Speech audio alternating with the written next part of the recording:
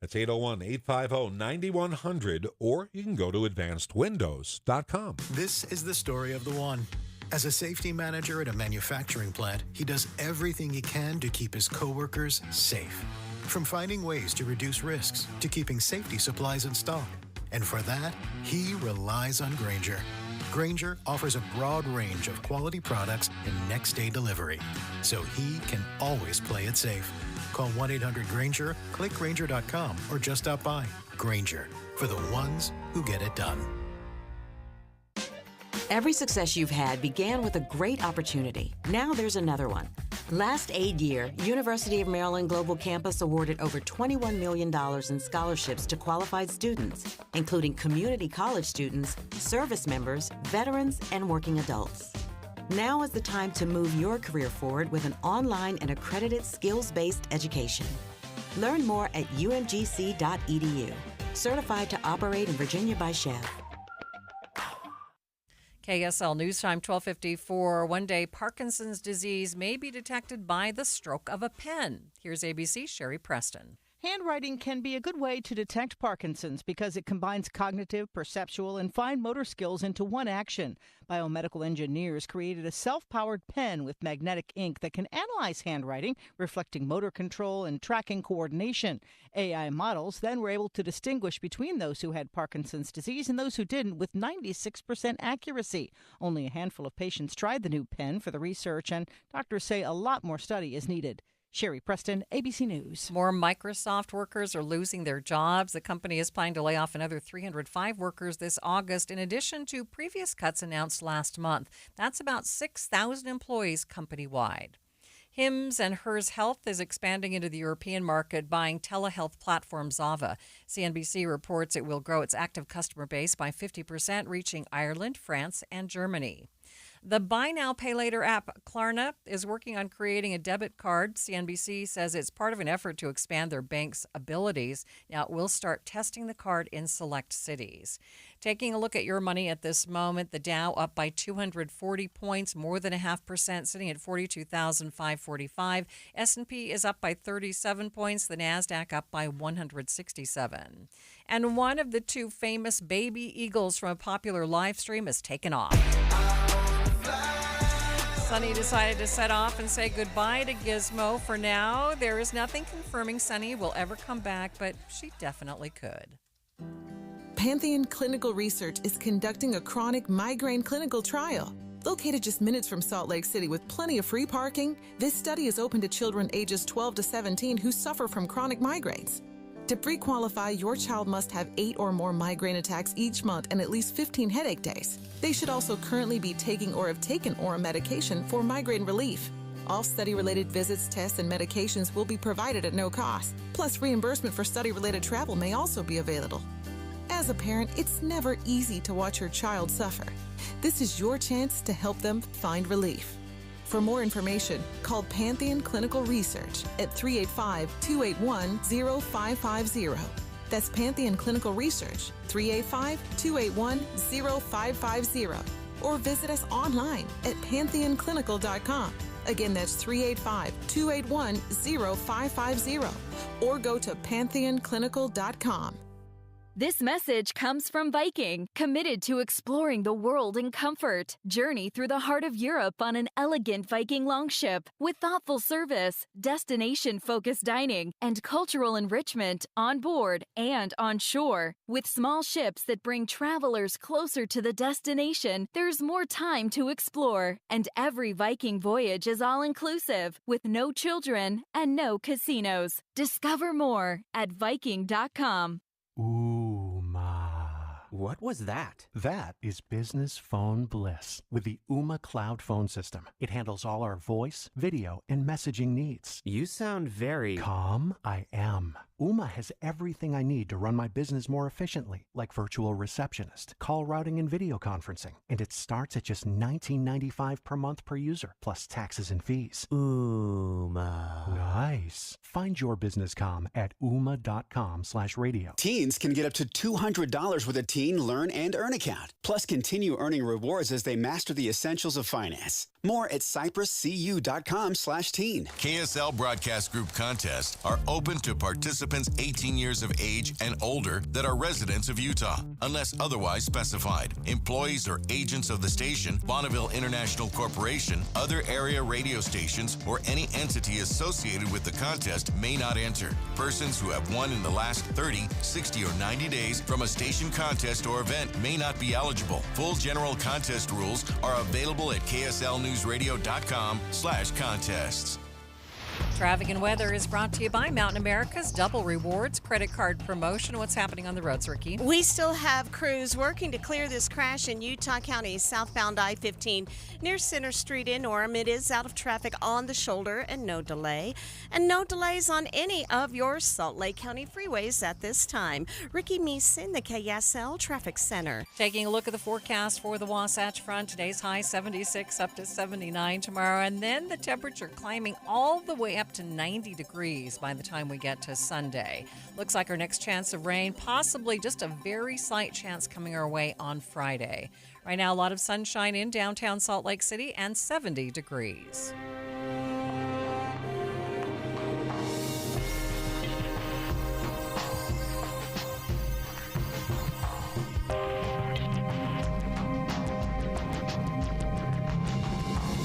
KSL FM Midvale. KSL Salt Lake City. From the KSL Common Spirit Health Studios, this is KSL News Radio. Utah's news, traffic, and weather station. Utah's housing shortage making homes and apartments unaffordable for many.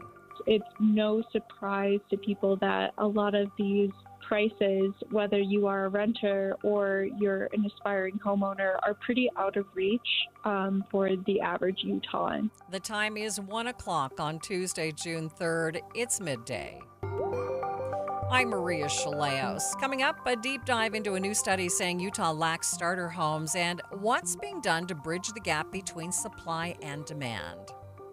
Also this hour, see them as valued members and contributing people in our family and our societies, to realize that some of the most resilient and loving connections happen between people with autism. How Utahns are responding to RFK's repeated claims of autism destroying families. But first, our top stories. We've already hit the peak level for the Great Salt Lake this year, with a lot of summer left to go before snowpack starts building up the supply. The lake rises and falls every year with snow and then summer heat, but year over year, the levels have only gone up since bottoming out in 2022, thanks to a couple of great winters. But this winter, the levels didn't rise as much as they normally do, partly because we had a really hot and dry start to spring. Today, the levels are nearly 2 feet lower than a year ago, and if forecasters are right about us having a hotter and drier summer, they could go in the wrong direction. That is KSL News Radio's Adam Small. Today, the Great Salt Lake is still about 5 feet higher than its record low in 2022. Our top national story from ABC News. The wife and children of the suspect in this weekend's Colorado attack have been taken into custody now by ICE and Homeland Security investigations in Colorado. The family is being, we understand, processed right now for expedited removal out of the U.S. Remember, Solomon, we know, was in the country illegally, overstayed a work visa. It would seem his family probably was in the country illegally as well, that they are now in custody and getting ready for removal from the U.S. ABC's Alex Stone. 12 people were injured in the attack in Boulder, Colorado, on demonstrators calling for the release of Israeli hostages in Gaza.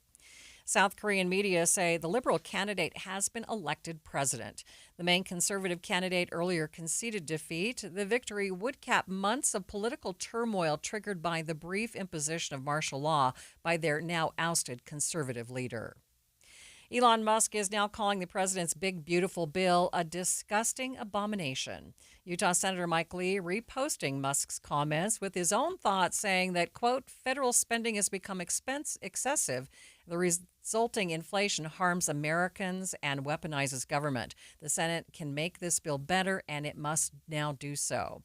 President Trump has been working on Republican holdouts in the Senate. More from ABC's Karen Travers at the White House. He is trying to make a personal appeal to several of them by reaching out directly. We know he met with Senator Rick Scott of Florida. He was on the phone with Senator Josh Hawley of Missouri. And we are getting word that he's also talked to Senator Rand Paul of Kentucky, who has been very critical of this legislation.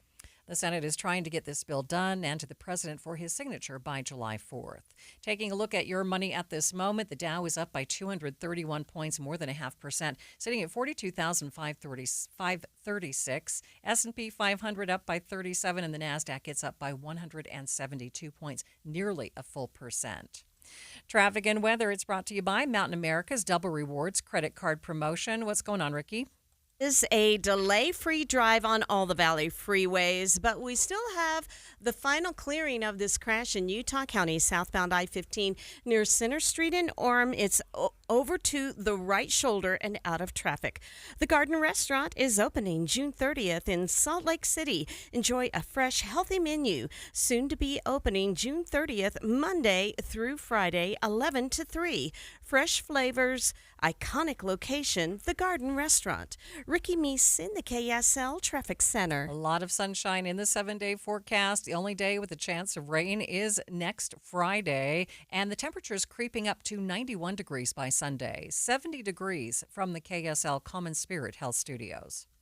The sources where we get our news matters. When you listen to Utah's Morning News, we want you to feel the stories are important to you and trustworthy. This is Amanda Dixon. And I'm Andy Farnsworth. Join us weekday mornings on KSL News Radio. There's never been a better time to test drive that Hyundai you've always wanted. Visit your Utah Hyundai dealers today. Hey, Green Gobbler here. So you've got a clogged drain in your bathroom. Water in the sink's overstaying its welcome. You're spitting today's toothpaste on top of yesterday's toothpaste. You hope that it go away. Yeah, clogs don't just go away. I make them go away. I'm Green Gobbler, the only clog dissolver you need. I'm bleach-free, safe for your pipes, and I work. Guaranteed or your money back. Because I never met a clog that was gonna unclog itself. Green Gobbler. Let the gobbler get it. Wesley Financial Group is not a law firm. Do you find yourself stuck in a timeshare? Get the real facts about the timeshare industry and your options for cancellation. Chuck McDowell, founder of Wesley Financial Group, has put together a free information guide that reveals the secrets the timeshare industry doesn't want you to know, including the 5 ways to get rid of your timeshare. Call now and get this timeshare cancellation guide absolutely free. Call 800-859-6688. 800-859-6688. 800-859-6688. It's back, and you will be too. June 12th through the 14th at the Cache County Fairgrounds, it's the Summerfest Arts Fair, celebrating its 41st anniversary, featuring local and regional artists and musicians. You're gonna love this, like you loved it before. Art, painting, ceramics, music, food. Summerfest Arts Fair is loaded with all the things that you and the family love the most.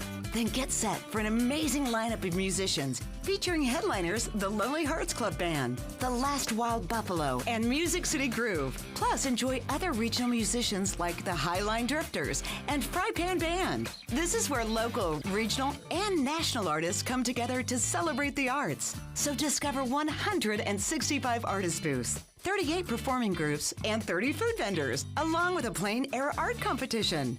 Get the full details at logansummerfest.org. logansummerfest.org. Summerfest Arts Fair, June 12th through the 14th at the Cache County Fairgrounds.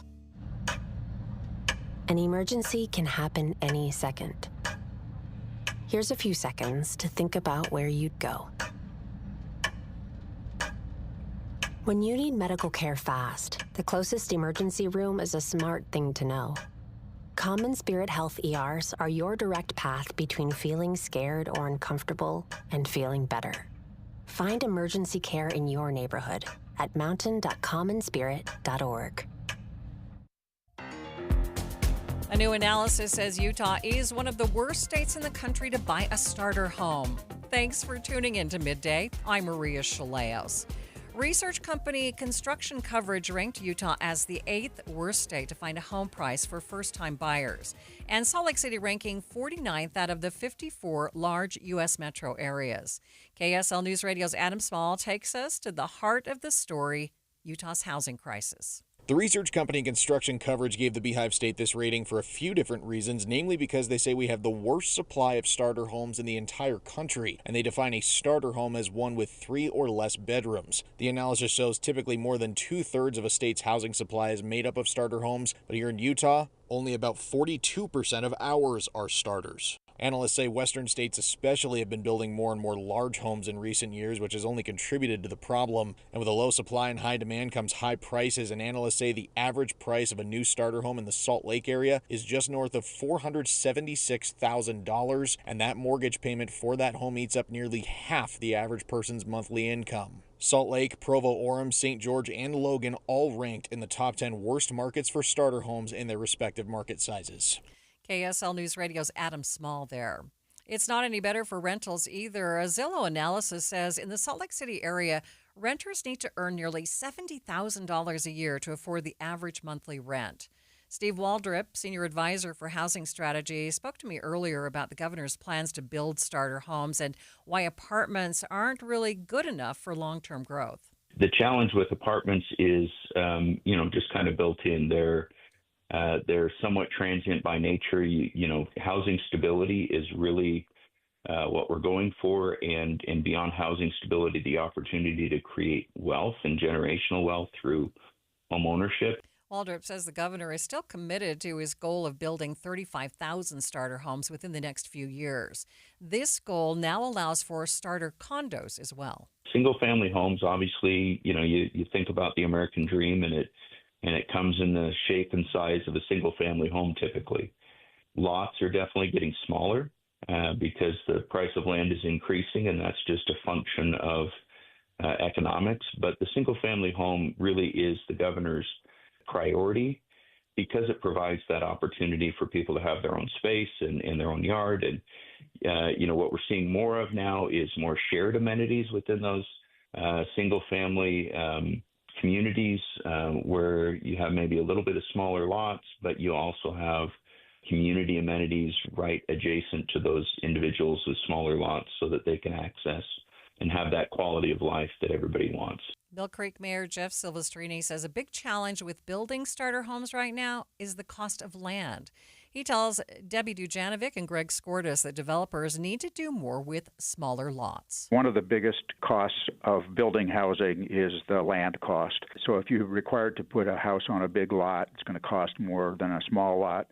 Some of the more affordable options for first-time home buyers are more dense developments, townhomes, condominiums, or just houses on smaller lots. So what we've done in Mill Creek is provide essentially an incentive for developers to build more density on smaller lots. Where maybe one house was built on a quarter-acre, half-acre lot, we're allowing them to build maybe 4 units on that lot. Mayor Silvestrini says the market has driven developers to build apartments or larger homes, but they're trying to fix that in Mill Creek. One of the problems we have here is it's just kind of like the auto companies. They make more money when they build an F-150 than they do a Ford Focus, okay? Developers make more money on a 3,000, 4,000 square foot house than they do on a 1,500 square foot house. So the market is going to control some of that. So what we're trying to do is basically incentivize them to go a little bit smaller, but to make more units owner-occupied so that we have a good balance of rental versus owner-occupied property. In Ogden, Mayor Ben Nadolski says the city is working around the restrictions and limitations that they are seeing when it comes to housing. He also spoke on the Dave and Dujanovic show about the plans that the city is working on. There are limits to what a local city can do, especially around, you use the term market, and then I want to talk about macroeconomics. There are limits to what local communities are able to do to influence the macroeconomics, including supply of materials, cost of labor, labor shortages, et cetera, interest rates, so on. But we all have those limitations. And so here in Ogden, we are doing a ton to make sure that we have opportunities, especially for home ownership. And I loved how you started the show because you talked about the pattern of build out historically across the country and across the state, where they had small homes, and those were in response to generational forces and moments, wars, et cetera. And that's how Ogden was built out. And we are a built out city, and most of our existing housing stock actually meets the definition of a first time home. And so Ogden sits in an interesting position opportunity wise to transition those homes out of corporate and often out of state or out of country ownership that are put into the rental market and transition them into ownership opportunities for our people. But it's not just local governments either. Local nonprofits and even school districts are trying to make housing more affordable and accessible. Granite School District Superintendent Ben Horsley says they are trying to help their own employees with housing. As we have had to look to close, we've closed 10 schools in the last 7 years due to declining enrollment. A lot of that actually has to do with home affordability or purchasing larger homes in newer areas that are much cheaper, right? So we have lost a number of students over the last 20 years, and we have these vacant properties. So the consideration, and we've looked to some of our city and municipal partners to then partner potentially with the developer to create housing opportunities for our own employees that match the demographics of the neighborhood and kind of fit in with the preservation of open space. We're not going to be able to do this with all of our properties, but we're looking at a few options. Horsley says they're also looking at ways to use the land from closed schools. For instance, we have an elementary that was closed a few years ago. It's on 6 acres. We're looking at tearing down the building and actually putting in some open space and a park space for the community with the help of the city, and then putting in about 40 townhomes that would be subsidized and allow for lower income individuals such as our employees. So it would be first offered up to our employees kind of as an attraction and help save our taxpayers money. A lot of our employees can't afford to live in the neighborhoods that they serve, and that's unfortunate. So we're hoping this would not only be a good asset to the community and preservation of open space, but attract new and quality employees to our district as well. Zoe Newman, project manager at the Utah Housing Coalition, says her nonprofit group is pushing a few different strategies to try and help with affordable housing. It's no surprise to people that a lot of these prices, whether you are a renter or you're an aspiring homeowner, are pretty out of reach for the average Utahn. So home prices, we know, are very high, especially like in the Wasatch Front, and we know that rents have been skyrocketing. And so we do a lot of work with our community partners, our members, developers, to try to advocate for the need for that increase in affordable housing stock. And at the Utah Housing Coalition, we also do believe in diversifying that housing stock to meet the unique needs of the communities in which people are residing in. And so that means not just having those single-family homes and those affordable single-family homes, but also multifamily housing and different type of rental structures that work for what the wage is, basically, in Utah. Newman says apartment complexes can be helpful, but there's still a gap there. Apartment complexes popping up, obviously that fits a certain market, but the market that is feeling this the most is the people who are in that gap. So people, realistically, what people are being forced to do is not only double up, but pay more than what they can afford in rent. So there's a lot of individuals that are paying over half their wage or more in rent, which is not sustainable. Everyone we've spoken with says a similar message. It's going to take us all, and it's going to take a wide range of options in order to fix Utah's housing crisis. Veterans often face a unique set of challenges, ones that we may struggle to understand ourselves. After the break, we'll hear about a new program in Weber County that's trying to help veterans with all sorts of problems. But first, it's KSL Traffic, brought to you by Mountain America's Double Rewards credit card promotion. Ricky? We are back to a crash-free commute. The crash that we had southbound I-15 Center Street in Orem has been cleared, and we do have a delay-free drive on all the Valley freeways as well. The Good Feet store, supporting you with comfort no matter what the day brings. Find the location nearest you at goodfeet.com. Ricky Meese, the KSL Traffic Center. The kind of inside scoop you only get from KSL. Editor of Utah Policy, Holly Richardson, a.k.a. Holly on the Hill, and KSL legal analyst Greg Skordas. Greg and Holly make up the new Inside Sources, 9 to noon, starting next Monday on KSL News Radio. Hi, I am down 50 pounds in 11 weeks, and this program works. The pounds melt off. It's amazing. I let go of 50 pounds. It felt unreal. I was so proud of myself. Get in the best shape of your life with Soda Weight Loss. Just 3 weeks in, and pounds are dropping off very quickly. I am down 26 pounds in 3 weeks. Summer is right around the corner.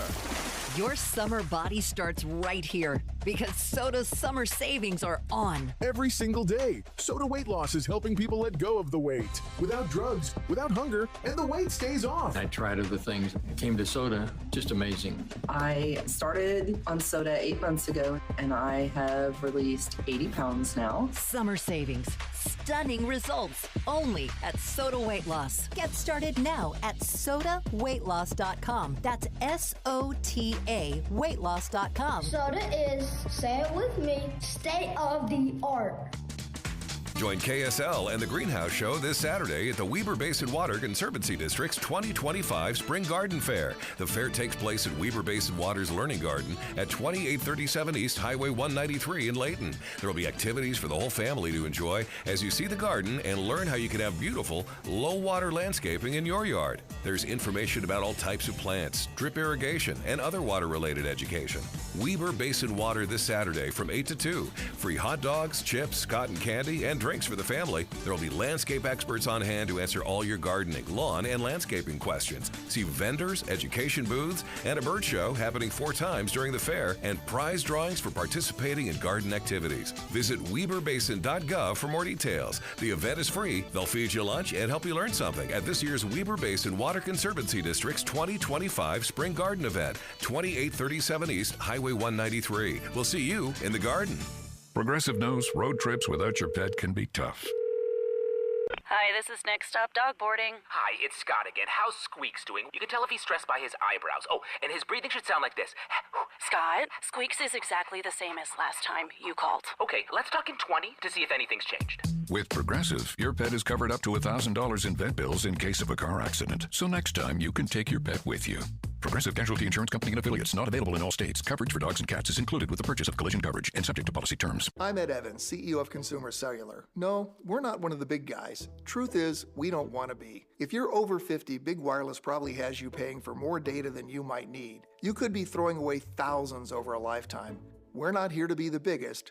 We're here to bring you something we believe is better. Our plans start at just $20. You'll get the same fast nationwide coverage without the big wireless bill. Call 1-888-FREEDOM or visit consumercellular.com/facts. Plans include $5 credit for auto pay and e-billing. See site for additional facts. Attention! If you owe money to the IRS, this is an urgent message. The IRS is cracking down by sending out collection letters, garnishing paychecks, seizing bank accounts, and putting liens on homes and businesses. They call it enforced compliance. And you better watch out because penalties and interest on unpaid taxes compound daily, making it even harder to get out of debt. Don't let tax debt destroy your life. You need to call Optima Tax Relief, America's #1 tax resolution firm. They're experts in taxpayer assistance programs that can save you thousands if you qualify. A+ rated by the Better Business Bureau, Optima's resolved over $1 billion of tax debt for their clients. Let them fight on your behalf, helping to put your tax problems to rest. Call the tax professionals at Optima now for a free consultation. Call 800-343-6460. 800-343-6460. 800-343-6460. Optima Tax Relief. Some restrictions apply. For complete details, please visit OptimaTaxRelief.com.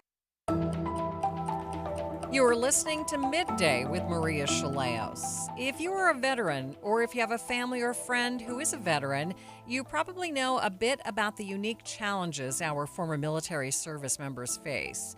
Whether it's mental or physical, there are things veterans go through that we can never imagine. That can make it harder for veterans to seek help and harder for us to help them. But there's a new court in Weber County that's working to change how veterans in crisis get help, and it's more than just legal aid. Weber County is laying the foundation for a veterans treatment court. Jim Rotalik with the Weber Public Defender Group says it will help vets battling addiction, PTSD, and other service-related struggles avoid jail time and get real support. As the veteran myself, I've always been concerned about veterans that are found involved in the justice system. It's easy for us to say we thank you for your service and we say that we are a grateful nation, but what should we do when thank you isn't enough? So I've been looking into various programs, and I've connected with Justice for Vets, which is the veteran arm of the All Rise program. All Rise used to be called the National Association of Specialty Court Professionals. So All Rise created Justice for Vets and they transform the way the justice system identifies, assesses, and treats our veterans by ensuring that no veteran is left behind. They provide training and technical assistance to help communities bring together local, state, and federal resources to directly serve veterans involved in the justice system due to substance abuse and mental health disorders. Retallick spoke with KSL News Radio's Eric Cabrera. He says the program will bring together judges, treatment providers, and veteran mentors to guide each participant through recovery. These courts focus on providing treatment, support, and rehabilitation rather than incarceration. It helps veterans address their underlying issues that may have led to their involvement in the criminal justice system. A key component of the successful veteran treatment court is a mentor program. In this program, a trained veteran mentor is paired with a veteran participant to provide support as they navigate through the court and treatment. These efforts help us keep the veterans out of jail and out of prison, connect them with benefits and treatment that they have earned while saving tax dollars for the American public. I'm very excited that we are getting this off the ground. I've been working on this since the fall of 2023, and I can think of no more noble service than working to serve our veterans. He says the real magic happens in the connection between the veterans themselves. I think that is the most critical component of the veteran treatment court. Studies have shown, not just in veteran treatment courts, but in all treatment courts, that peer counselors and people who have the lived experience are able to better communicate with and better help the veteran or the person struggling with drugs or mental health issues deal with those issues. And one of the key components about the veteran treatment court is everybody has a common background. Everybody has served in the military. The veteran treatment court is open to all those who've received an honorable or a general discharge. And we all have a common background. We all had that esprit de corps, if you will, in being in the military. And so that gives you a common foundation to build on. The mentor assists the veteran going through the treatment court in navigating the court systems, navigating the treatment systems. Some of the veteran treatment court mentors that I've seen have been absolutely phenomenal. They'll help them with transportation. They'll get them to doctor's appointments, to medical care facilities, just above and beyond the call of duty. And once again, it's because we all have that common basis that these are our brothers in arms. These are fellow servicemen servicemen or women that need our help, and we're always willing to do that. Retallick says it's a service that is well overdue due to the need in the community. I actually had a veteran who obviously was struggling with some mental health issues, PTSD, and there was really no resources for me to refer them to, or at least I wasn't aware of all the resources.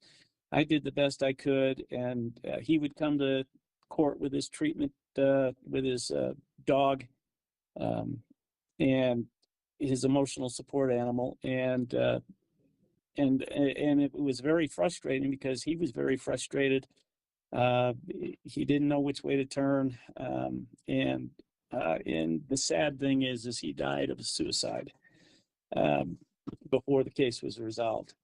And so I think that was the impetus for me to focus on, let's find out what resources are available and how can we make the difference so that we don't lose another vet.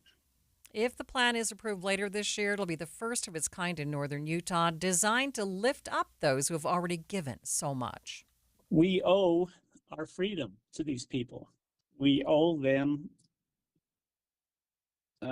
more than we can ever repay. We are blessed with freedom, and the only reason we have those blessings of freedom are those who chose to go and serve and be the watchman on the tower and help preserve the freedoms that we enjoy.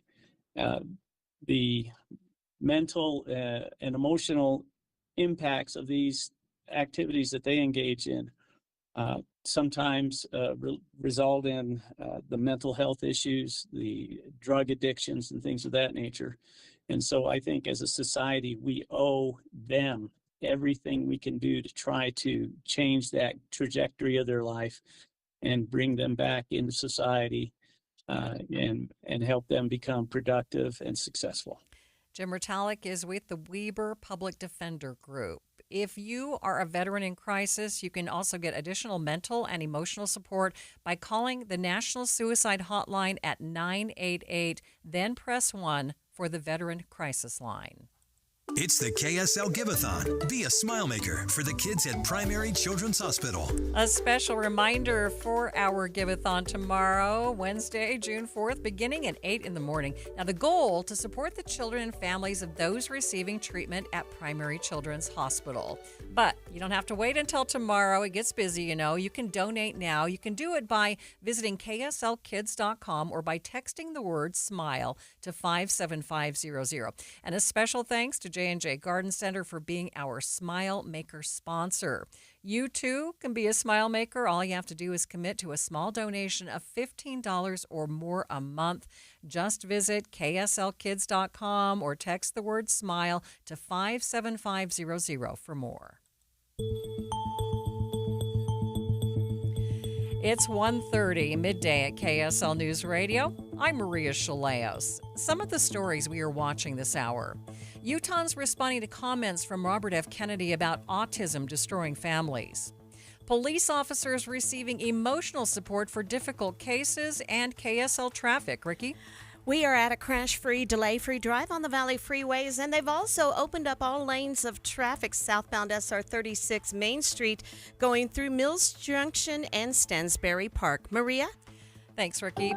ABC News, I'm Michelle Franzen. The White House says President Trump will sign an executive order raising tariffs on European steel and aluminum 50%, and the clock is ticking on the president's 90-day pause for reciprocal tariffs. The White House is urging trade partners to send their best offer on a deal by Wednesday. Press Secretary Caroline Leavitt on outreach by the U.S. Trade Representative. USTR sent this letter to all of our trading partners just to give them a friendly reminder that the deadline is coming up, and they are in talks. Asked whether the president isn't satisfied with the pace of negotiations, Leavitt said they plan to announce deals, quote, very, very soon, but had no details. ABC's Karen Travers. Homeland Security says the wife and children of the suspect in the Boulder flamethrower attack at a Jewish rally has been taken into custody and being prepared to be deported. Mohammed Solomon was charged with 16 counts of attempted murder and a federal hate crime charge. This is ABC News. KSL's top local story. It's getting harder to rent a place in Salt Lake City, with prices increasing 34% in the last 4 years. KSL News Radio's Alexandria Bonilla reports. To afford an average rent payment in the city, renters need to make $70,000 a year. Zillow reports the average rent payment in Salt Lake City is about $1,700. That's a few hundred below the national average, but rent is getting more expensive faster than the national average. Financial planners and other money experts recommend spending about 30% of your monthly income on rent or a mortgage payment.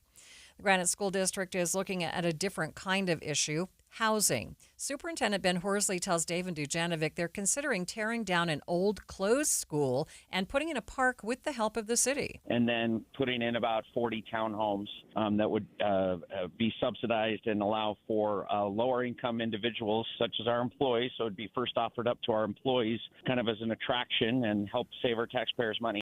Horsley says most of their employees can't afford to live in the community they serve, and this could be a unique solution. Salt Lake City is proposing fee increases for the e-scooter program to improve management and pay for extra parking. During a budget presentation meeting, Director of Salt Lake City's Community and Neighborhoods Department, Tammy Hunsiker, asked for rider fees to go from 10 cents a trip to 20, and for charging scooter providers $15 instead of 10. This would bring in enough revenue for them to hire a part-time employee who can communicate with their vendors, and the rest of the income would go towards paying for software and installing scooter parking. When questions were brought up on if the city should be installing parking instead of the vendors, the city's Transportation Department Director John Larson says things go much smoother when the city installs them. Plus, each parking spot could be used for any company's scooter. Brianna Willis, KSL News Radio. The New State Democratic Party chair says he has some big goals for the next election cycle in Utah. Brian King says he wants to make sure every race has Democratic representation. But we're also committed, I'm also committed for the 75 House members to have 75 Democrats running. We can't afford, and I'm not willing to let go, have races in traditionally really red areas, such as in rural Utah, go without Democratic candidates if I have anything to do with it. King told David Dujanovic the biggest reason he ran for the seat was to change what he saw as the Republican monopoly of power in the state. Your money at this moment, the Dow up by 231 points, about 0.5%, sitting at 42,536. S&P is up by 37. The NASDAQ up by 165 points. Traffic and weather, it's brought to you by Mountain America's Double Rewards credit card promotion. Here's Ricky Meese. After having a little bit of a bumpy noontime drive, everything has gotten quiet once again on the Valley freeways, and that's the freeways. But in Davis County, we do have a crash northbound on Main Street at Angel Street. You want to keep an eye out for that, but overall, not a bad drive in progress. All tickets are on sale now, so claim your spot and start planning your perfect Park City night. Details at DeerValleyMusicFestival.org. Ricky Meese in the KSL Traffic Center. A lot of sunshine over the next few days. Today's high 76, 79 tomorrow, up into the 80s for Thursday and Friday and Saturday. Right now, 70 degrees at the KSL Common Spirit Health Studios. Mornings are for recharging. And they're for starting your day right. We volunteer to join you in the car. Get news and weather at 102.7 FM during the most important part of your day. Andy and Amanda, each morning between 5 and 9 on KSL News Radio. Any Hour Services can make sure your AC keeps you cool this summer. Whether you need a tune-up, repair, or just a second opinion about replacing it, call Any Hour Services or visit anyhourservices.com. The Utah RV Palooza is ready for another round of RV savings. But this time, we're hooking you up, South Salt Lake County. June 5th through the 7th, we're bringing our packed inventory of new and used RVs to you on Harriman Main Street, just south of Winco. Shop all the best RV brands fit for any budget and all at show pricing. You'll find payments starting under $139 per month on approved credit on select new RVs and clearance pricing on all remaining new 2024s while they last. You'll also get 90 days of all play and no pay OAC. Start shopping the best deals now at UtahRVPalooza.com. And it's the only show featuring the full lineup from Wayfinder RV, available exclusively through Bish's. Plus, every RV purchase receives a free 1-year RV Fix membership, your fast track to RV service repairs. All this plus free admission to the Utah RV Palooza, June 5th through the 7th on Harriman Main Street, just south of Winco. See you in Harriman. Based on approved credit, 20% down, 8.99% APR for 180 months. Stock number 89922. Subject to prior sale. See dealer for details. Deal number 822B426B.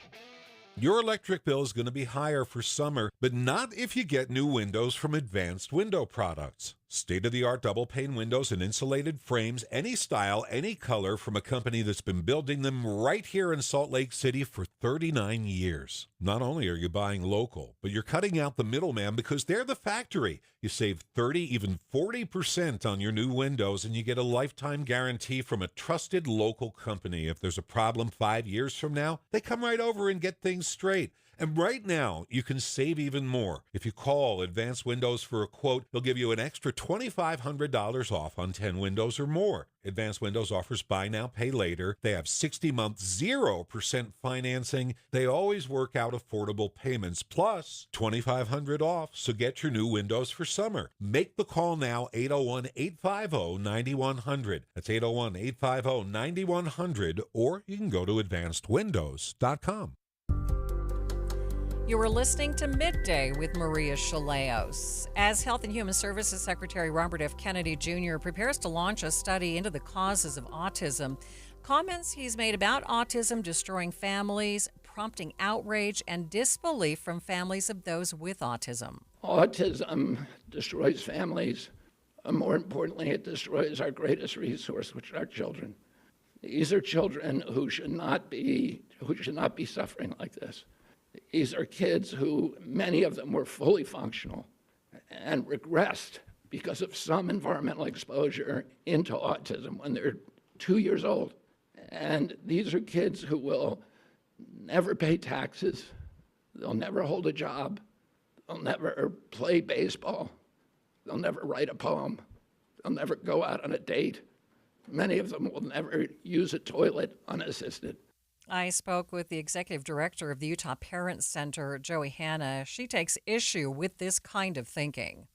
That was a tough thing to hear, considering I was watching that with my autistic son. So that was a very difficult thing to hear. I would say, yes, having a child with autism presents unique challenges, and at times those challenges can be deeply difficult to navigate. But I think to suggest that autism destroys families is to really overlook sort of the profound strength, the love, the connection that can emerge in its presence as well.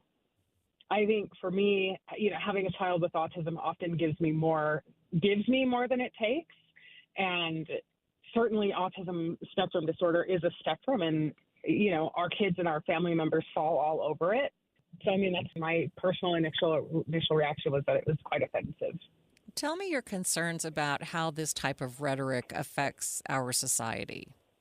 Making a blatant, sweeping statement like that about a whole category of people is always hurtful and damaging. And we've seen that throughout history with all sorts of different marginalized groups or people who are different in any way.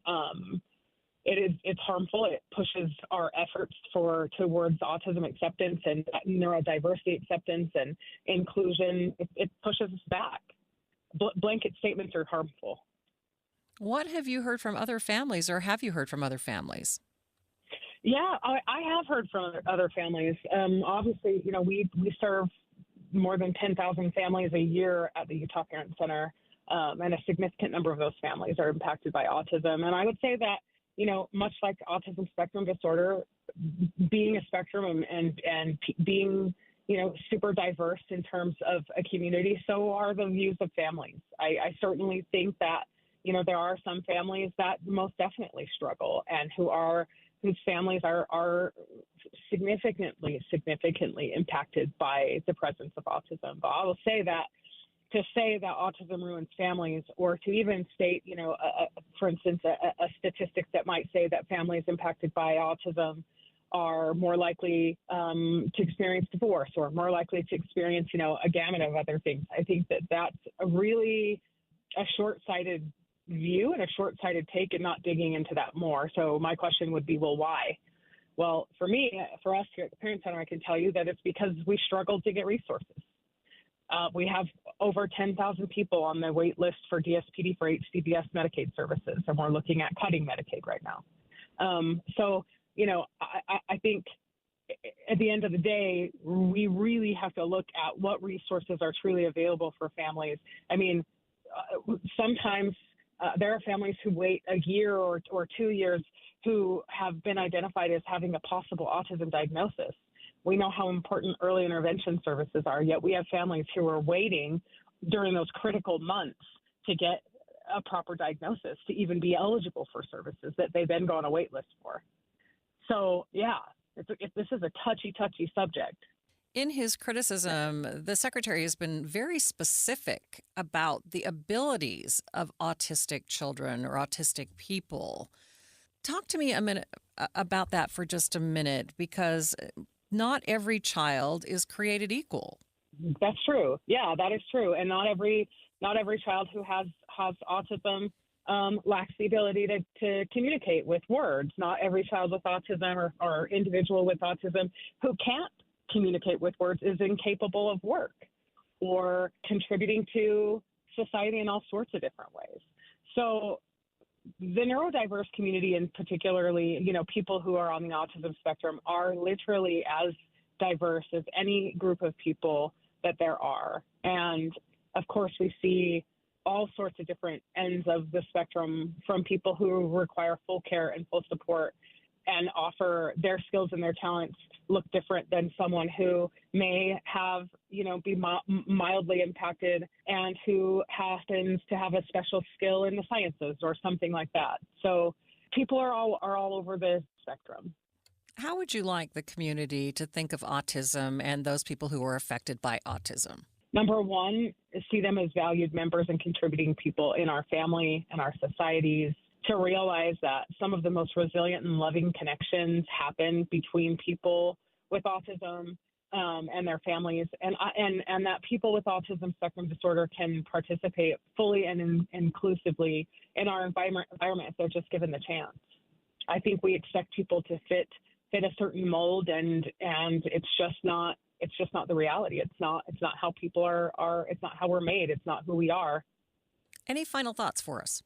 Families and people who are impacted by autism are as colorful as any rainbow, any out there. And, I think that the biggest thing is to understand that if you know one family or one person, and not to sound cliche, but with autism or a family that's impacted, then you know one. You don't know all of us, and you don't know, there's no broad sweeping brush that can say, this ruins families. And I realize that the conversation right now is about just specifically about autism, but I would say all people with disabilities and all people who learn differently and all people with different talents and strengths to offer are valuable and deserve a place in our society and deserve to be included and to have access to the services that they need.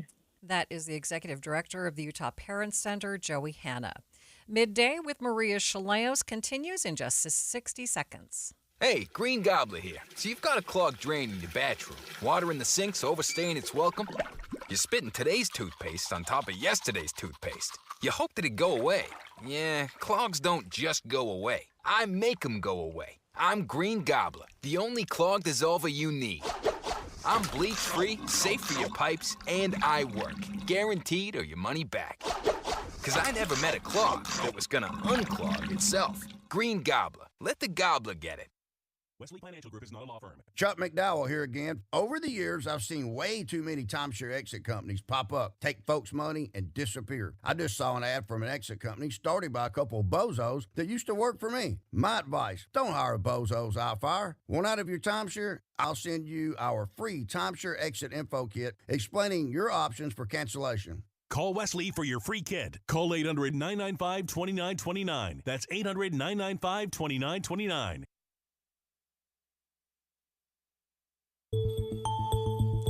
A new team is helping the Salt Lake City Police Department approach crime scenes in a new, more trauma-informed way.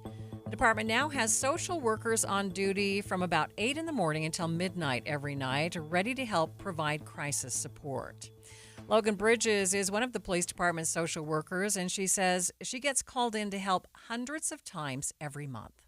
We do a lot of co-response. So anytime officers are on scene, they need assistance with social workers, they'll call us out, or if I'm able to and I can catch a call that I can handle telephonically off of the CAD, then I'll handle it telephonically to divert officers from going out to something that they necessarily don't need to go out to. Bridges tells KSL TV the work can be challenging, but it's also rewarding, and it doesn't stop when the immediate crisis is over. I think for me, I like the aspect that I can help people kind of in their worst days or when they're struggling and be there for them in that aspect. And with our job, we do a lot of follow-up as well. So it's good for me to be able to be on scene, kind of see the chaos of the situation, and then follow up and provide them with different resources to help them recover from that incident. And then we kind of play a little bit more of the long game or get them connected to other resources. So I just like I said, I like helping out with people. And this job, I think for me, it's kind of an honor to be that person in that situation when there's not a lot of calm in that situation. So to be that calm. She was among the responders who answered the call last week when a small child was hit and killed by a slow-moving SUV. Those kinds of calls take a toll. I would say on scene, at least with this role, I think you have to be able to have a certain mindset. I think for me, I thrive in chaos, and so that's why I thrive in this role, because I can be on scene and be that calm. And afterwards, with the department, we have a lot of support from the department. So we have our peer support, who after hard calls, they check in on us. We can contact them. We have an in-house clinician that we can talk to if needed. We also have our EAP program, which we can get 15 free sessions with therapists outside of the department if needed. She says every emergency is different and requires something different from the team. I would say we're kind of a jack of all trades, so all the calls are very different. We go on a lot of mental health calls, people in crisis, like talking people down off of buildings, a lot of suicidal individuals. We go on a lot of our homeless population and try to get them connected to resources, whether that be shelters, detox, giving them food, other needs like that. We have clothes and get stuff from the food bank. So I think, it just depends on the season too. So sometimes it's busier than others, or like we're back to back to back, and then other days it's a little bit just depending on what the needs of the city are. Bridget says sometimes the most important thing her team can do is just be there for people in their time of need. Women hiking around Utah to promote awareness of Alzheimer's disease, their story after the break. But first, it's KSL Traffic, brought to you by Mountain America's Double Rewards credit card promotion. Ricky? Valley Freeway traffic and main secondaries look good. In Davis County, we do have a crash partially blocking traffic northbound on Main Street. This is in Layton at about 1500 North Angel Street. This is that big road that runs just west of I-15. Whipple Service champions your cooling, heating, plumbing, drains, and electrical specialist. Whipple that away. Ricky Meese in the KSL Traffic Center. If you're about to head out on vacation, you're thinking, hey, I'm not going to be able to take that hike because I'm just, I put on a few pounds, or I'm not going to be able to wear the dress that I wanted to wear to that event because I just don't look good. If you're thinking about losing weight, I want to tell you about a program that has been working for me. This is Salt Lake City Fat Loss. I've now lost more than 40 pounds with this great all-natural program, 25 pounds of it in the first 60 days, and many people lose up to a pound per day. One of my favorite things about the program, not only that it's all natural, but that you lose the weight quickly with just a simple combination of foods. And that really helps keep you motivated when you start seeing those pounds come off quick. Now, I no longer suffer from back spasms after working in the yard. I have more energy, and I just plain feel better about myself. And again, there are no injections, surgery, medications, nothing to worry about as far as side effects. Right now, you can save $200. Just go to slcfatloss.com to learn more. It's easy because you can meet with them virtually. You can call them at 801-450-1882 or go to slcfatloss.com, slcfatloss.com.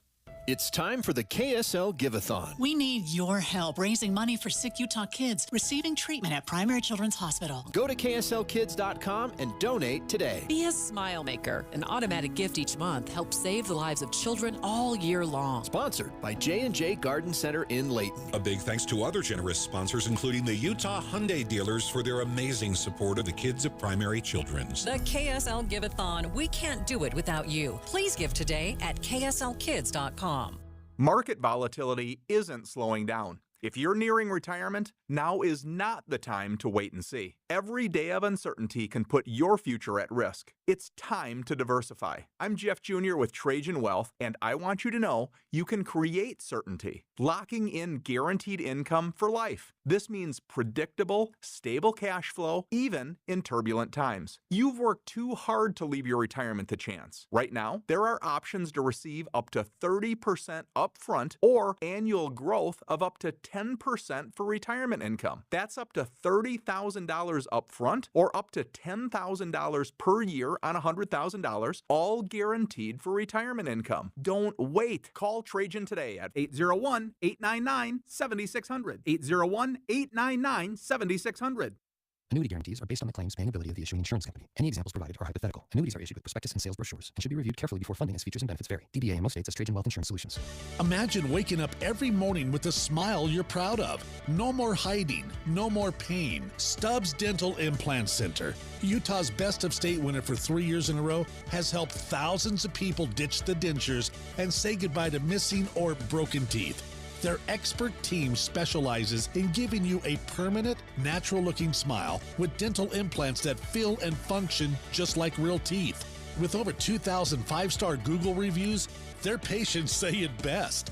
Dental implants gave me my life back. I feel confident again. I feel like I can be myself. There was no way I was getting dentures. Getting dental implants from Stubbs Dental has been the best decision of my life. Let the expert team at Stubbs Dental help you take the first step to changing your life with dental implants. Schedule your complimentary consultation today, a $350 value, absolutely free. Visit StubbsDental.com today. That's StubbsDental.com. StubbsDental.com. Breaking news, we were hearing about the first case of measles passing through Utah. In a meeting yesterday, the Summit County Board of Health says a traveler from Canada passed through the Salt Lake Airport twice while infected. Now, this happened right before the Memorial Day holiday weekend. We will bring you more in the next hour. This is Midday with Maria Shilaos. Washington County is one of the fastest growing areas in the state, but some recent funding is ensuring some areas around Zion National Park remain untouched. $3 million from the U.S. Department of Agriculture is allowing Utah Forestry, Fire, and State Lands to purchase a conservation easement near the park. So it's a 766-acre tract of private land bordering the northern side of Zion National Park. It's currently surrounded by existing Forest Legacy projects that we have from 2007. And a BLM wilderness area. So yeah, it sort of helps protect this forested acreage bordering the park. Forest Legacy Program Manager Natalie Conlon says the landowners still have ownership, but they cannot develop it. The landowner doesn't want their property to ever be divided, subdivided, or developed in the future. So they get to retain the property. They keep the property, and we just put a conservation value on the property. So the conservation value stays with the deed of the property. So the private landowner is able to sell the property even if they wanted to in the future. But that conservation easement protects the land, whoever owns it, in perpetuity. We're preventing subdivision development. We're trying to encourage to keep the forest intact and have active forest management and protected wildlife habitat and things like that.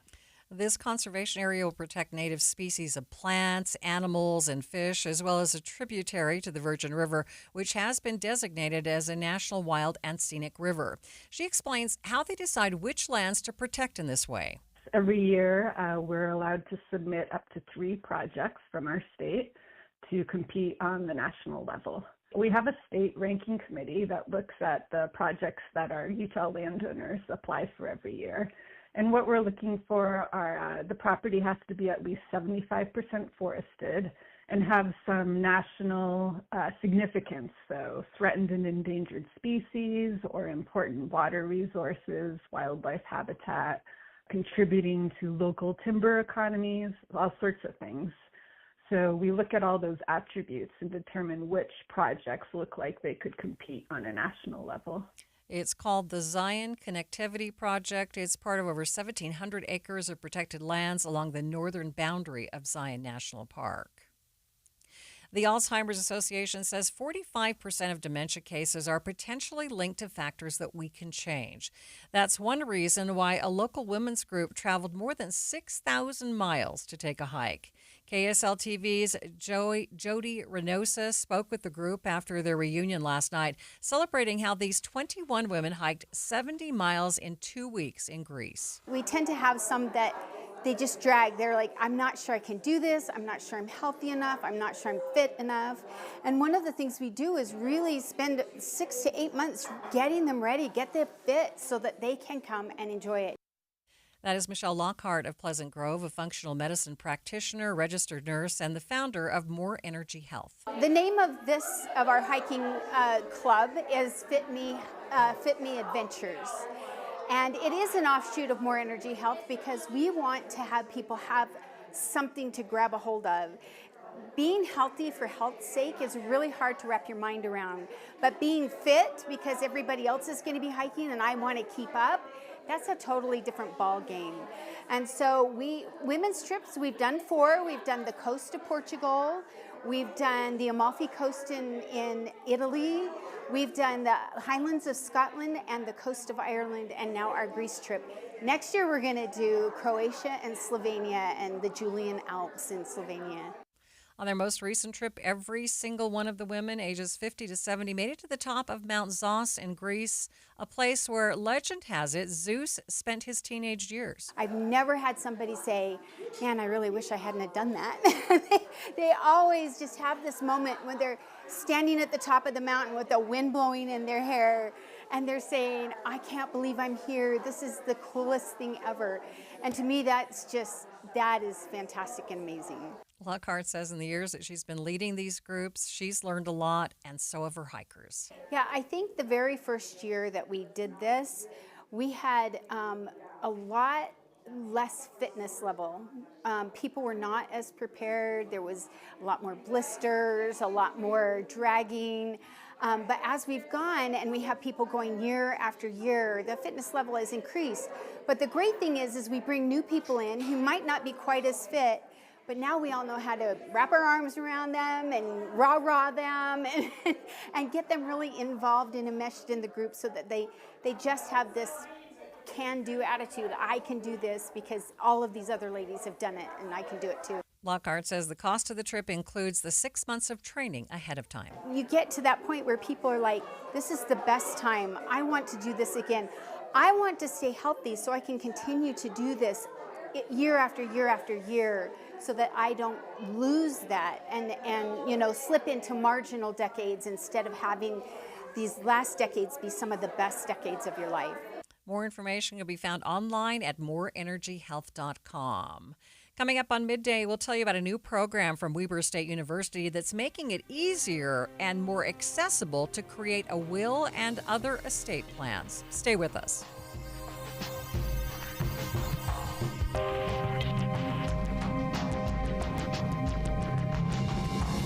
KSL FM Midvale. KSL Salt Lake City. From the KSL Common Spirit Health Studios, this is KSL News Radio. Utah's news, traffic, and weather station. A new governor appointee set to take the place of the former State Records Committee. There'll be a single person who will be looking at issues. You will still have a chance to appeal before him, but there won't be a lot of back and forth the way it was in front of a committee. The time is 2 o'clock on Tuesday, June 3rd. It's midday. I'm Maria Shilaos. Coming up, how the recent changes could affect your access to government records. Also this hour, we could spend 4 years, and when we're done, not every Republican senator is going to want to French kiss this final product. the latest on budget negotiations in the U.S. Senate. But first, our top stories. In developing news, the Summit County Board of Health says someone with measles traveled through Utah last month. In a meeting yesterday, health officials confirmed the traveler arrived in Salt Lake City from Canada, drove to Idaho and back before flying out of the Salt Lake airport. The traveler did appear to have symptoms at the time of travel. Utah Supreme Court Associate Chief Justice John Pierce has announced that he is leaving the court. KSL News Radio's Verl Johansson has the story. Justice Pierce has served on the court for nearly a decade, working as Associate Chief Justice for the last 3 years. In a letter to Governor Cox announcing he was leaving, Justice Pierce says he's proud of the court and the work it has done. Justice Pierce's final day on Utah Supreme Court is December 1st. Governor Cox will appoint his successor based on a list of candidates from the Appellate Nominating Commission. Verl Johansson, KSL News Radio. Our top national story this hour from ABC News. U.S. job openings rose higher than expected in April. Labor Department reported this morning that employers posted 7.4 million job vacancies last month, which was higher than in March. Economists have expected the number of job openings to go down from the previous month. The Trump administration is sending a letter to trading partners that the tariff clock is ticking.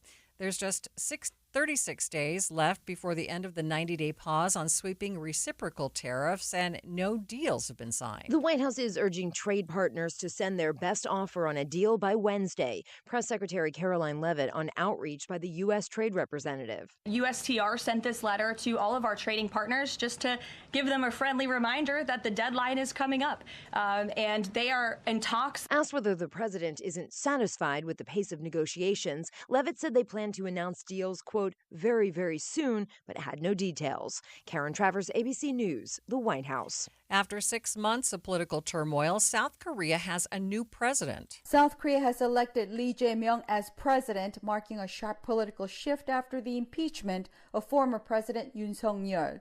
Lee, 61, is a populist liberal pushing for closer ties with China and North Korea and warning that Seoul should not be unilaterally bound to U.S. strategy. He warned that President Trump's trade tariffs were dangerous and said countries should push back collectively. Ju Hee-cho, ABC News, Seoul, South Korea.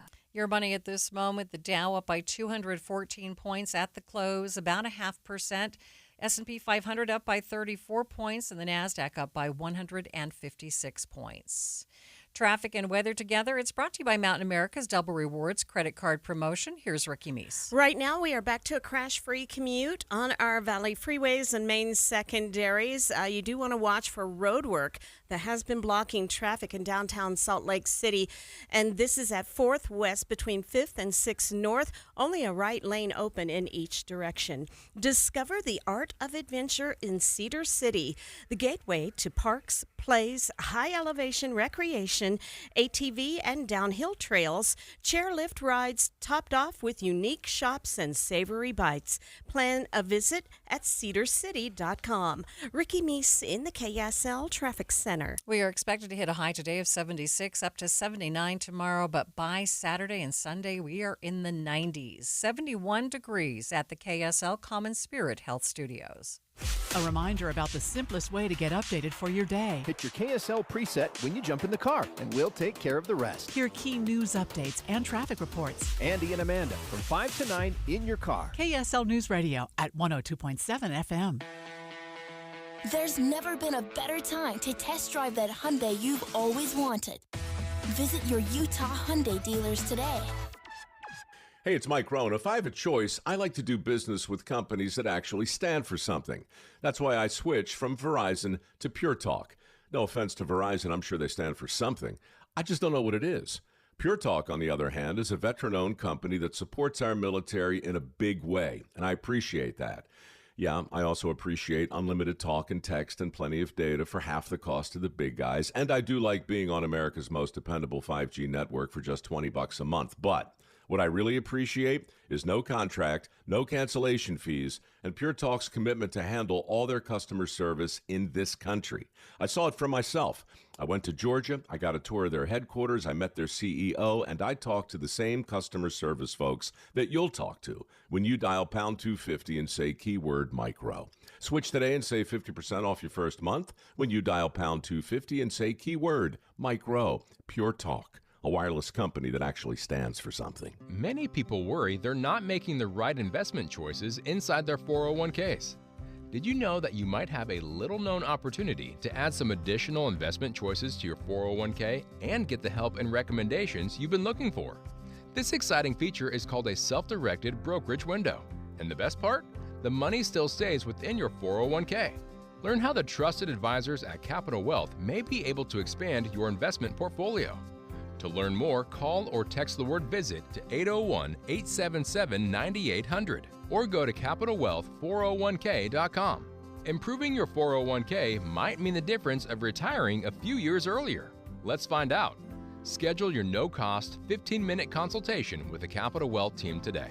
Call or text the word VISIT to 801-877-9800 or go to CapitalWealth401k.com. Advisory services offered through Capital Wealth Advisors, LLC, a state of Utah registered investment advisor. Looking for reliable home services you can actually count on?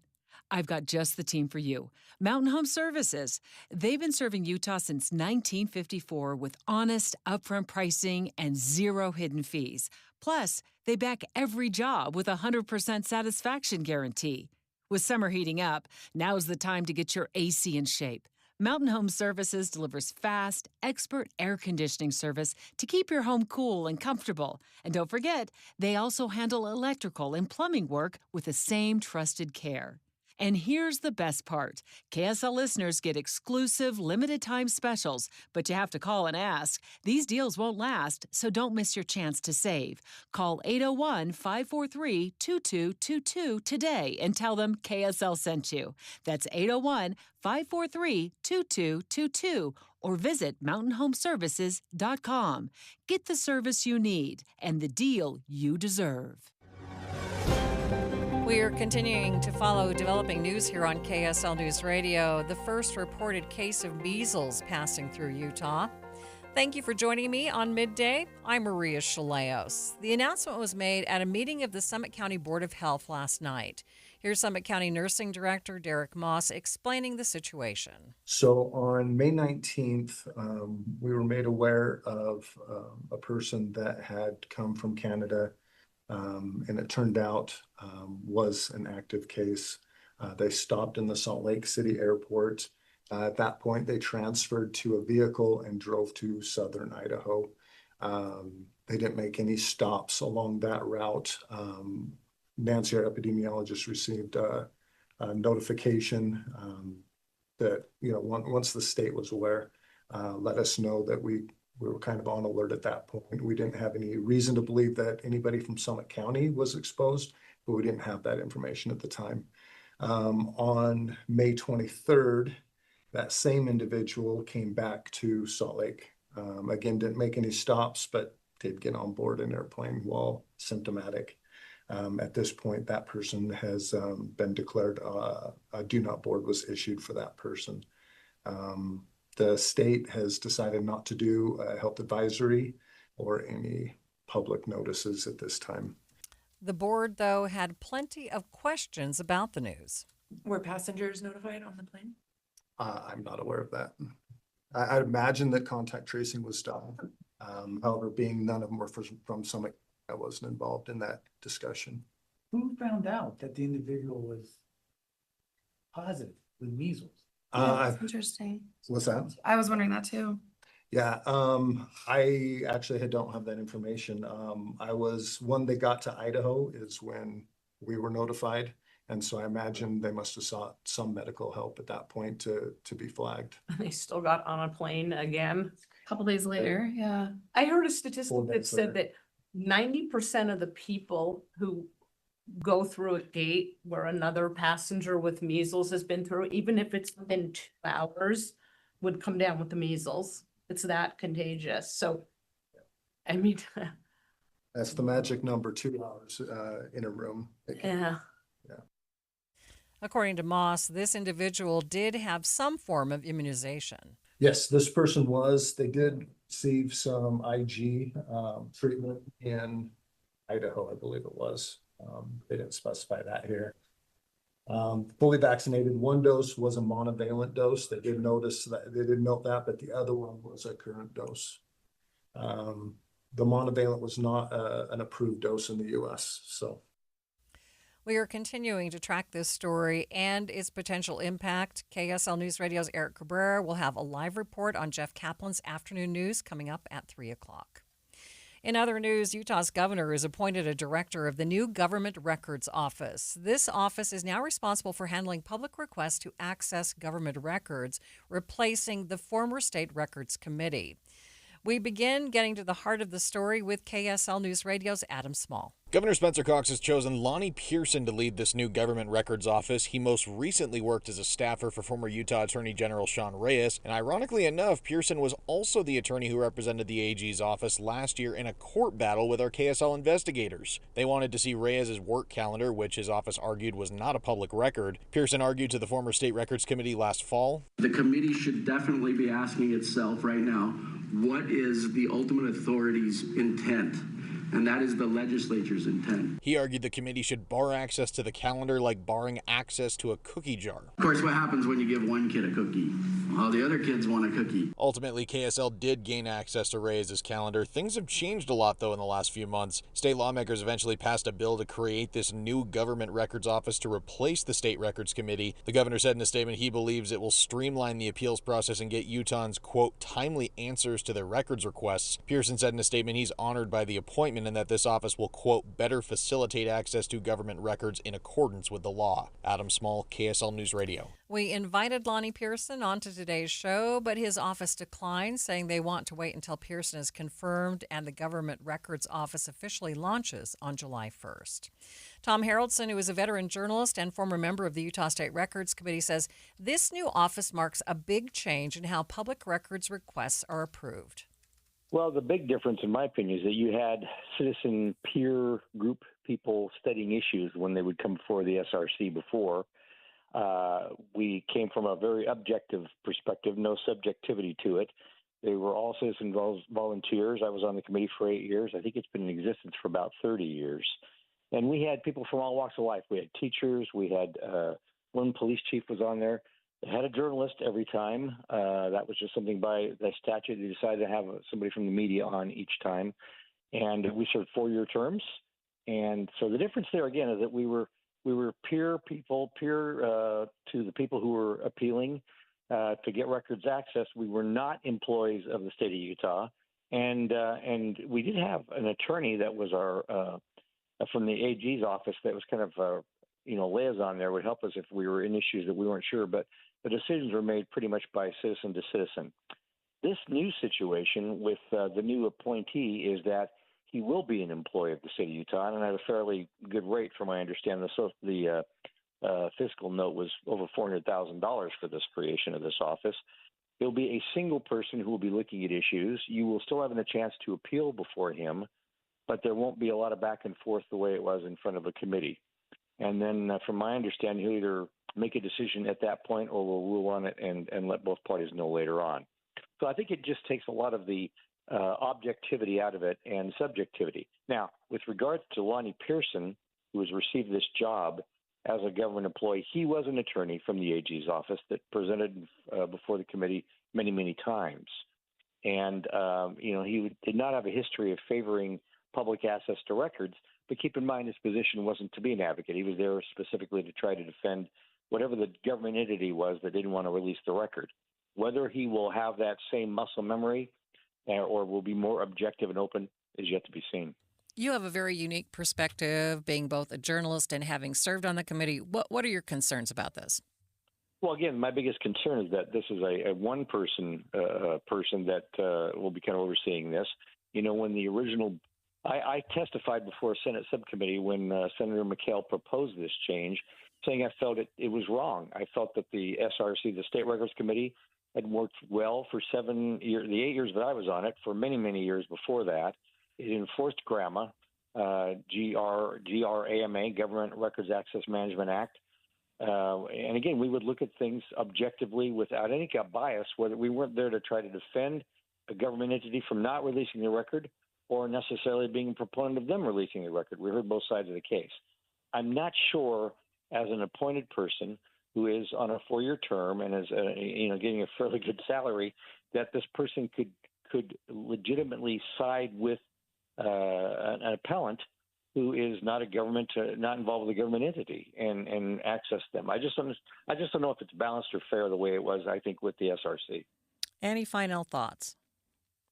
I just hope it works. One of the arguments that was made by Senator McHale was that there was a big backlog. Well, part of that was because all of us were appointed by governors, and there was a 4 or 5 month period in 2024 where there weren't enough people to hold a quorum. Therefore, they couldn't hold meetings, and so there were 4 or 5 months of meetings backed up. That was the excuse that was used for saying we weren't expeditious in making those decisions, and disagree. I just hope I know Lonnie Pearson. I think personally he's probably a fine man. I just want him to be objective and go in there, hopefully with an open eye, the way we felt we could do when we were meeting as a committee. Tom Haroldson is a veteran journalist and a former member of the Utah State Records Committee. Stay with us. We'll be back with more in just 60 seconds. I'm Ed Evans, CEO of Consumer Cellular. No, we're not one of the big guys. Truth is, we don't want to be. If you're over 50, Big Wireless probably has you paying for more data than you might need. You could be throwing away thousands over a lifetime. We're not here to be the biggest. We're here to bring you something we believe is better. Our plans start at just $20. You'll get the same fast nationwide coverage without the big wireless bill. Call 1-888-FREEDOM or visit consumercellular.com/facts. Plans include $5 credit for auto pay and e-billing. See site for additional facts. Hey, Green Gobbler here. So you've got a clogged drain in your bathroom. Water in the sink's overstaying its welcome. You're spitting today's toothpaste on top of yesterday's toothpaste. You hope that it go away. Yeah, clogs don't just go away. I make them go away. I'm Green Gobbler, the only clog dissolver you need. I'm bleach-free, safe for your pipes, and I work. Guaranteed or your money back. Because I never met a clog that was gonna unclog itself. Green Gobbler. Let the gobbler get it. Do you have a will or some kind of plan for when you pass away? If you don't, you're not alone. Caring.com reports that fewer than a third of Americans have a will. Weber State University is trying to change that. KSL News Radio's Becky Bruce spoke with Development Coordinator Angie Anderson about the new Wills Planner tool. The Wills Planner tool, it's an online free resource that we are providing to the public. We want to make it so it's simple for anyone to use, whether you're in your 20s and just starting out or older. It is 100% online and no one has access to it. It is like we don't even see that someone is accessing that tool. It is just for the users to be able to set up a basic will. It's not anything super complex. It's a very simple basic will, but it covers all of the bases that you would need for a will. And we're wanting to benefit the community. That's part of Weber State's mission as being part in the community. We want to serve the community. And this Wills Planner tool is available to anyone, anywhere. It's not just for our local community. It's a way to help anyone with preparing for their own financial well-being and make important decisions for their posterity. Okay, so if I were going to do this, how does this work? Do I just go plug my information into this website? On the website, through the link, it opens up and you create a login, and it takes you through step by step each of the phases. So it'll put your own information in, your children if you have them, and then it would also, you can list any properties and retirement accounts, bank accounts, your debts, and it will list everything off, and then how you want to designate, whether you want to do dollar amounts, percentage amounts to a person, to charities. But it walks through each step piece by piece and explains that there's the little, I don't know what the term is actually, the little pop-ups that give you information on what each of those different headings are. Talk to me a little bit about why it's important to have a will and why that 1 in 3 number is kind of troubling. Wills help everyone that's still here after you're gone. We all want certain things to go and we just, in air quotes, assume that everyone knows what we want to happen. Unfortunately, that's not the case. Wills are really not as complicated as everyone seems to think they are. And I think a lot of us, for one, we don't like thinking about dying. It's one of those uncomfortable conversations. Or they think that it's super expensive and would have to go through an attorney, which, again, you don't have to have a will through an attorney if you're doing a more complicated process than you might have to. But it protects your loved ones, especially if you have children. Inside your will, you can designate who would take custody of your children if you were to pass on, as well as where you want any of your assets to go. And it outlines all of your debts so that your children would know how, or whoever is managing your estate would know what to do with your properties, with your accounts, where you have your accounts, so you're not leaving money in a bank account that nobody knows about. Regardless of how old or young or how complex your life is, having a will in place will bring a peace of mind to you and your family, and just take that one little bit of stress off your own shoulders. That was Angie Anderson, Development Coordinator at Weber State University. More Midday in just a few minutes. But first, it's KSL Traffic, brought to you by Mountain America's Double Rewards credit card promotion. Ricky? We have a good drive on the Valley freeways. One accident reported. It may already be in the cleanup stages. 2100 South. It's going to be between Main Street and West Temple. Keep an eye out for Salt Lake City PD at the scene. Huge spike in your water bill, and you might have a leak in your culinary or secondary water line. Utah Utility Pro repairs stop and waste and pressure release valves. Visit utahutilitypro.com. Ricky Meese, the KSL Traffic Center. Pantheon Clinical Research is conducting a chronic migraine clinical trial. Located just minutes from Salt Lake City with plenty of free parking, this study is open to children ages 12 to 17 who suffer from chronic migraines. To pre-qualify, your child must have 8 or more migraine attacks each month and at least 15 headache days. They should also currently be taking or have taken oral medication for migraine relief. All study-related visits, tests, and medications will be provided at no cost. Plus, reimbursement for study-related travel may also be available. As a parent, it's never easy to watch your child suffer. This is your chance to help them find relief. For more information, call Pantheon Clinical Research at 385-281-0550. That's Pantheon Clinical Research, 385-281-0550. Or visit us online at pantheonclinical.com. Again, that's 385-281-0550. Or go to pantheonclinical.com. Wesley Financial Group is not a law firm. Hi, I'm Chuck McDowell, the timeshare cancellation guy and founder of Wesley Financial Group, and I want to set the record straight. I am not an attorney. I've never wanted to be an attorney, and the truth is I really don't even like attorneys. If I sound like an attorney or if I look like an attorney, I'll apologize. But what I've learned in my 15 years in the timeshare cancellation business is you don't need to be an attorney to get folks out of their timeshare. At Wesley, we've helped over 40,000 families cancel their timeshare without me being an attorney. And I want to share with you how we do it. Just give my office a call, and you will not talk to an attorney. And I guarantee if we take you as a client, we'll get you out of your timeshare, or you'll pay nothing. Call now for your free timeshare exit info kit. 800-746-3737. 800-746-3737. 800-746-3737. Behold, 'tis I, Queen Trustworth, sentinel for seniors amongst the Knights of Scamelot, here to give thee warning. Scams and fraud are on the rise in Utah, and seniors are especially under siege. Be wary of unsolicited texts, phone calls, and salespeople asking for personal or financial information, and never send money to someone thou hast only met online. If thou hast doubts, talk to someone thou trusteth and get educated at scams.utah.gov. An Australian hiker travels to the American West to walk a wilderness trail. Wasn't afraid to be out on his own. But Eric Robinson vanished in the high Uinta Mountains. I remember thinking, Eric, what were you thinking, mate?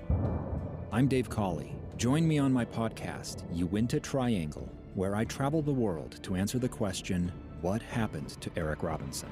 Follow Uinta Triangle. That's UINTA Triangle on Apple Podcasts or wherever you listen. Are you looking for the perfect downtown lunch spot? The Garden Restaurant is opening on June 30th in Salt Lake City. Enjoy a reimagined space and a fresh, healthy menu featuring handcrafted sandwiches, rich soups, unique salads, and their famous homemade pot pies. You'll see and taste the difference in every menu item. The Garden is perfect for lunch meetings, taking a break while out shopping, or a spring stroll downtown. Visit the reimagined space with remarkable taste. Grab and go or stay and dine in using a new online ordering option. Find entry from the ground floor of the Joseph Smith Memorial Building, open Monday through Friday, 11 to 3. Visit thegardenslc.com to learn more. Fresh Flavors' iconic location. The Garden Restaurant is opening June 30th. Hope to see you there. Visit thegardenslc.com to learn more. thegardenslc.com. This is Midday. Utah college students are shaking up the skies in the aviation world by creating a new way to move planes from the terminal to the runway. Brett Stone, mechanical engineering assistant professor at UVU, says currently airplanes have to turn on their engines, and that comes with several drawbacks. That works fine, but there's some drawbacks to that. One is when you turn those engines on, those jet engines are meant to fly at 30,000 feet. They're optimized for that. They're not optimized for ground travel, and they're noisy. They're very, very, very noisy. So if you look out at any of the tarmac workers, they're all wearing all sorts of PPE or ear protection, eye protection, all that kind of stuff, because it's so noisy. And that's okay. But then there's also issues of things getting sucked into the jet engine. We call that ingestion. So someone leaves their lunchbox out, that gets sucked into the jet engine. Each of those blades costs $30,000. So if you damage a blade and then it shoots out the back and hits someone, or damages something else, that's obviously really bad. There have even been incidents, although they're rare, they do happen where people get sucked into the jet engines, which is very undesirable. And also the emissions that they're putting out, they're not regulated the same way like a car engine is. So at Salt Lake City International, for example, we've got 5 elementary schools within a mile of Salt Lake City International Airport. So they're being exposed to higher concentrations of the emissions that those engines put off, as well as the noise from them. As not to say nothing of the people who work at the airport. So there are those types of things. There are things called PM 2.5s that come out the back of the engine that are little teeny tiny carcinogenic particles that we would rather not have people breathing in. And finally, there's the cost issue. That's fuel that's being burned, and jet fuel is notoriously volatile as well as expensive. So and when I say volatile, I'm talking about the price of it specifically. So, 1 year it's one price, the next year it might be 30% higher. And that's tough to deal with if you're an airline and you're trying to keep people employed. Stone tells KSL News Radio's Britt Johnson a team of engineering students won a first-place national competition with their report on how to cut down on cost, emissions, and safety issues. From the terminal to the end of the runway, it keeps its engines off. And you save all that money, you save all that fuel, you save the emissions, the noise, everything. And that's the good part about that is we feel like it's low-hanging fruit because that's when it's closest to people. If it's producing emissions and noise at 30,000 feet, maybe that's not completely desirable, but it's 30,000 feet away from people, at the very closest. Where when it's on the ground taxiing next to the airport, you've got tarmac workers, you've got, like we said at Salt Lake, you've got elementary schools nearby, people in the airport. It's just a lot more exposure and a lot higher concentrations. The tug can pull airplanes onto the runway without a driver and without having to turn on the plane's engine. It's 2:30, midday at KSL News Radio. I'm Maria Shilaos. Some of the stories we are watching this hour. The U.S. Senate working to make several changes to President Trump's big, beautiful bill. Symbols of freedom and patriotism taking flight in California. And KSL traffic, Ricky. Freeway traffic rolling along, including I-15 north and southbound delay-free. Our main secondaries are also seeing a good drive. Maria? Thanks, Ricky. KSL's top local stories in 1 minute, but first, the latest from ABC News. ABC News, I'm Michelle Franzen. The family of the suspect in the Boulder, Colorado attack at a Jewish rally are in ICE custody. DHS Secretary Kristi Noem said the family is under investigation. Mohammed's despicable actions will be prosecuted to the fullest extent of the law. But we're also investigating to what extent his family knew about this horrific attack, if they had any knowledge of it, or if they provided support to it. Homeland Security officials say they'll likely be deported. Mohammed Solomon is facing 16 charges of attempted murder and 1 federal hate crime charge for the flamethrower attack. President Trump expected to sign an executive order later today. The White House says it will boost tariffs on European steel and aluminum. Law enforcement officials say they're working to verify a social media post that appears to show one of the New Orleans jail escapees. In that post, the man claims he's Antoine Massey and says he did not break out of jail in May and instead was let out This is ABC News. KSL's top local story, a West Jordan man is being investigated for torturing an animal, arson, and obstructing justice after police say he killed his roommate's dog. KSL News Radio's Randall Jepson has more. The jail documents, they paint a bleak picture, saying the suspect, Drake Montgomery, he was likely going through what they are calling mental instability because he told investigators he thought the dog was a robot and he tried to get rid of it various ways, eventually using a knife. Police go on to say he then tried to burn all the evidence in Immigration Canyon, but he was spotted by a witness holding a gas can, and there was smoke in the distance. Police have requested the suspect remain in jail, saying he has multiple driver's licenses from various states and is a flight risk. Water watchers say the Great Salt Lake has peaked for the year and will lose water between now and fall. But with the hot, dry summer in the forecast, the lake could take a step back. The Great Salt Lake typically rises, then falls about 2 feet every year. Last year, it basically broke even, then only went up by about 1.5 feet this winter. Utah Snow Survey Program Supervisor Jordan Clayton tells me this warm, dry start to spring played a role in that. Our inflow forecast for how much water we were going to get from all that snow, which again is the main source for water into the lake, did decrease as a result of that early melt and the kind of disappointing April snowpack that we received. Today, the lake is about 2 feet lower than a year ago, plus forecasters are now predicting a hotter and drier summer than normal, meaning we do tend to evaporate more water from the lake surface itself. So Clayton says it's possible the Great Salt Lake levels could take a step back for the first time in 3 years, but even if they do, today they're still nearly 5 feet higher than the record low recorded back in 2022. Adam Small, KSL News Radio. The Hiram Dam in Cache County is getting a facelift worth $116 million. Through the 1984 Reclamation Safety of Dams Act, Congress pays for that cost up front. The South Cache Water Users Association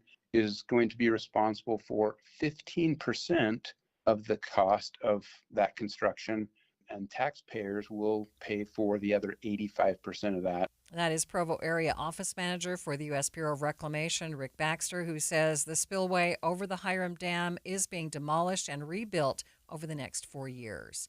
Taking a look at your money at this moment, the Dow up by 214 points. The close to end at 42,519. S&P up by 34. The NASDAQ up 156 points. Traffic and weather, it's brought to you by Mountain America's Double Rewards credit card promotion. Ricky? Right now, we are enjoying a very nice drive on I-15 north and southbound in Weber, Davis, Salt Lake, and Utah counties. The rest of the Valley freeways and main secondaries are in good shape. You may want to be aware of construction zones that have been a little bit of a headache for drivers on Bangerter Highway and Mountain View in Riverton and Harriman. No matter the weather, your feet can feel fantastic. Find the Good Feet location nearest you at goodfeet.com. Ricky Meese in the KSL Traffic Center. Temperatures climbing over the next few days. 79 for the high tomorrow, 82 on Thursday, up to 91 degrees by Sunday. Just a slight chance of rain on Friday. 72 degrees at the KSL Common Spirit Health Studios. The sources where we get our news matters. When you listen to Utah's Morning News, we want you to feel the stories are important to you and trustworthy. This is Amanda Dixon. And I'm Andy Farnsworth. Join us weekday mornings on KSL News Radio. Getting help with plumbing repairs is easier than you think. All you have to do is call Any Hour Services or schedule an appointment at anyhourservices.com. No one helps more homeowners than Any Hour Services. Hey, it's Mike Rohn. If I have a choice, I like to do business with companies that actually stand for something. That's why I switched from Verizon to Pure Talk. No offense to Verizon, I'm sure they stand for something. I just don't know what it is. Pure Talk, on the other hand, is a veteran-owned company that supports our military in a big way, and I appreciate that. Yeah, I also appreciate unlimited talk and text and plenty of data for half the cost of the big guys, and I do like being on America's most dependable 5G network for just $20 a month, but what I really appreciate is no contract, no cancellation fees, and Pure Talk's commitment to handle all their customer service in this country. I saw it for myself. I went to Georgia, I got a tour of their headquarters, I met their CEO, and I talked to the same customer service folks that you'll talk to when you dial pound 250 and say keyword Mike Rowe. Switch today and save 50% off your first month when you dial pound 250 and say keyword Mike Rowe. Pure Talk. a wireless company that actually stands for something. You know, in Box Elder County, they're all about the bucket list. Want to go birding at the premier birding destination in the western United States? Well, check off the Bear River Migratory Bird Refuge. How about land art? The spiral jetty and sun tunnels will leave you inspired. Or stand on the spot where the Union and Central Pacific Railroads joined and forged the destiny of a nation. Yep, Golden Spike National Historical Park is like no other place. Check. Splash, boat, camp, or fish your day away? Willard Bay State Park will guarantee a good time. Soak in a natural hot spring with the highest mineral content in the world? That would be Crystal Hot Springs. You'll feel rejuvenated. Eat at Utah's original steakhouse. Maddox Ranch House is perfection. Check. A 1920s diner. The Idle Owl Cafe will transport you back in time. As you empty your Box Elder County bucket list, you'll find a whole new set of adventures to fill it up again. Fill up your bucket list at visitboxeldercounty.com. Pantheon Clinical Research is conducting a chronic migraine clinical trial. Located just minutes from Salt Lake City with plenty of free parking, this study is open to children ages 12 to 17 who suffer from chronic migraines. To pre-qualify, your child must have 8 or more migraine attacks each month and at least 15 headache days. They should also currently be taking or have taken oral medication for migraine relief. All study-related visits, tests, and medications will be provided at no cost. Plus, reimbursement for study-related travel may also be available. As a parent, it's never easy to watch your child suffer. This is your chance to help them find relief.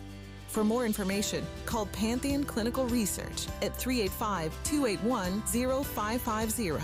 That's Pantheon Clinical Research, 385-281-0550. Or visit us online at pantheonclinical.com. Again, that's 385-281-0550. Or go to pantheonclinical.com. You are listening to Midday with Maria Shilaos. The U.S. Senate now reviewing the mega budget bill that the House recently passed. President Trump pushing for senators to approve the budget, but many legislators pushing back on the plan, saying they want changes made to the bill before they'll support it. They're facing a deadline of July 4th. ABC's Jay O'Brien previews some of the requested changes on this episode of Start Here with Brad Milkey. Most presidents, if they're lucky, just get 1 or 2 signature pieces of legislation passed in a term. They sign a lot of laws, but I'm talking about the bills that really define your presidency. Barack Obama had health care. Donald Trump had big tax cuts in his first term. Joe Biden had his Infrastructure Act. These sorts of things. Well, the bill Congress is currently considering would easily rank right up there in terms of scope. That's why it's being called the mega bill in Washington. It's why the president is calling it the One Big Beautiful Bill Act. It encompasses a ton. On this vote, the yeas are 215, the nays are 214, with one answering present. The bill is passed. It did pass the House a few weeks ago, barely, but this week the Senate is set to take it up, and some of the conversations happening this week will determine whether it survives. Let's go to ABC's Capitol Hill correspondent Jay O'Brien. Jay, I feel like the sausage making of legislation is not the sexiest thing to talk about, but I do get the feeling from your team like this is a really big week for this. Why? That breaks my heart, Brad. It's all I want to talk about. But yes, you're right. I mean, look, usually when you're putting together legislation, it isn't this dramatic. But it is now. Because this bill, Brad, it is really the compilation, it is this laundry list of all of President Trump's campaign promises that have some kind of legislative component. That's why there's this amount of fighting on Capitol Hill, really, amongst Republicans about this bill. Because it's so big and because it has so much in it, that's what gives Republicans the ammunition to fight each other, because there's just so much to talk about in the bill. So just to update you, this bill passed the House, as you said, narrowly. Now it's in the Senate, and the Senate has been clear from the jump that they are going to rewrite this bill that only narrowly passed in the House. And there are different constituencies among Senate Republicans on how they feel about what's in this bill. Well, I'm glad to have competing ideas. I believe in the dialectic.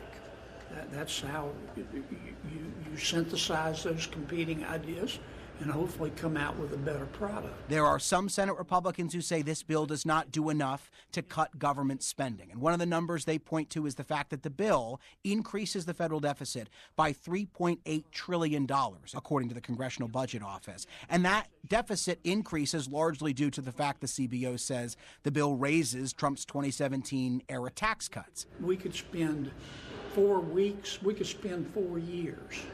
And when we're done, not every Republican senator is going to want a French kiss this final product. It's just not going to happen. That's not the way it works. So you've got some fiscal hawks who are mad about that in the Senate. Then you've got some Senate Republicans like Rand Paul, for example, who don't like the fact that this bill also would raise the debt ceiling. You can say it doesn't directly add to the debt, but if you increase the ceiling $5 trillion, you'll meet that. And what it does is it puts it off the back burner, and then we won't discuss it for a year or two.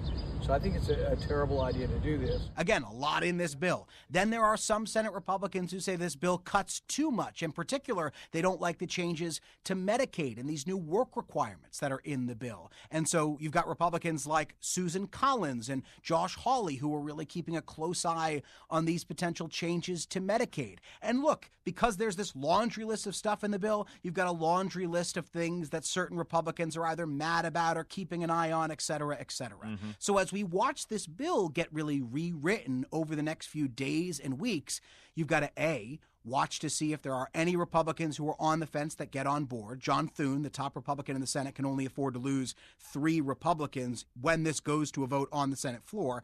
And also, Brad, watch for the changes that the Senate is undoubtedly going to make, because when the Senate changes this, they've got to send it back to the House to pass that newly changed legislation. I was going to say, it can start from either chamber, but then once you make a change, that both chambers have to sign off on the same thing eventually. Exactly, and we saw the chaos when Mike Johnson tried to put this on the floor in the House earlier last month. And so the question then facing Mike Johnson is, when the Senate changes this, how is he going to wrangle House Republicans to pass it again when it was so hard to pass it the first time? So we are in no way near done with the drama of this. What do you think the biggest things are that could change this way? Because, again, like you said, there's so many different things here. There's money for a border wall. There's tax cuts. There's, like, no tax on tips that would be formalized here. There's education cuts. What are the things you think the Senate is really going to knuckle down on and change to send back to the House? I think keep an eye on what they do, if anything, about these Medicaid work requirements. So this bill creates an 80-hour-a-month work or volunteer, et cetera, requirement for Medicaid recipients who don't have dependents and are age 19 to 64. Again, right. Josh Hawley, Susan Collins, they have been quizzical, if not against those changes. If you want to do work requirements, I'm all for that. I bet every Republican and I bet most Americans would agree with that. But we're not talking here about just work requirements. The House goes much, much, much further than that. So keep an eye on if that is maybe walked back a little bit. Keep an eye on these SNAP cuts. There have been some Republicans who have said they don't like the fact that this bill cuts the Supplemental Nutrition Assistance Program, SNAP, what used to be called food stamps, by about $230 billion. There's also a ban, believe it or not, Brad, on any AI regulation at the state and local level. That would include bills that states have passed on deep fakes, on AI scams as they relate to voter misinformation too. This would overrule all that. Yeah, it would overrule them for 10 years and prevent states from passing any additional regulation. By the way, remember, there's no AI regulation on the federal level, so it would essentially just mean there was no substantive AI regulation at all. That might get stripped out because it might not be viewed as necessary in the Senate parliamentarians' eyes to put in a budget bill. All of that to say, there's a lot in this bill. There's a lot of rewriting that's going to go on. And by the way, with all the rewriting and all the back and forth, Donald Trump still wants this to be passed by July 4th. That's going to be a tall order. Yeah, what are the politics of this for Republicans? Because like you said, there's people coming at from the right being like, this is too spend happy. Then there's Republicans who are probably more moderate who are like, well, I don't want to be crucified for putting this like unpopular provision in. How does this end up looking for Republicans when even people like Elon Musk have said they're not necessarily on board with this? I've heard from some Republicans who say that they really believe that when it comes to these cuts, they're between a rock and a hard place. Take Medicaid, for example. These were not in any way as steep of Medicaid cuts as some hardline Republicans were pushing for. And so there were moderate Republicans who said they liked these changes because they didn't go as far as some of the hardliners wanted.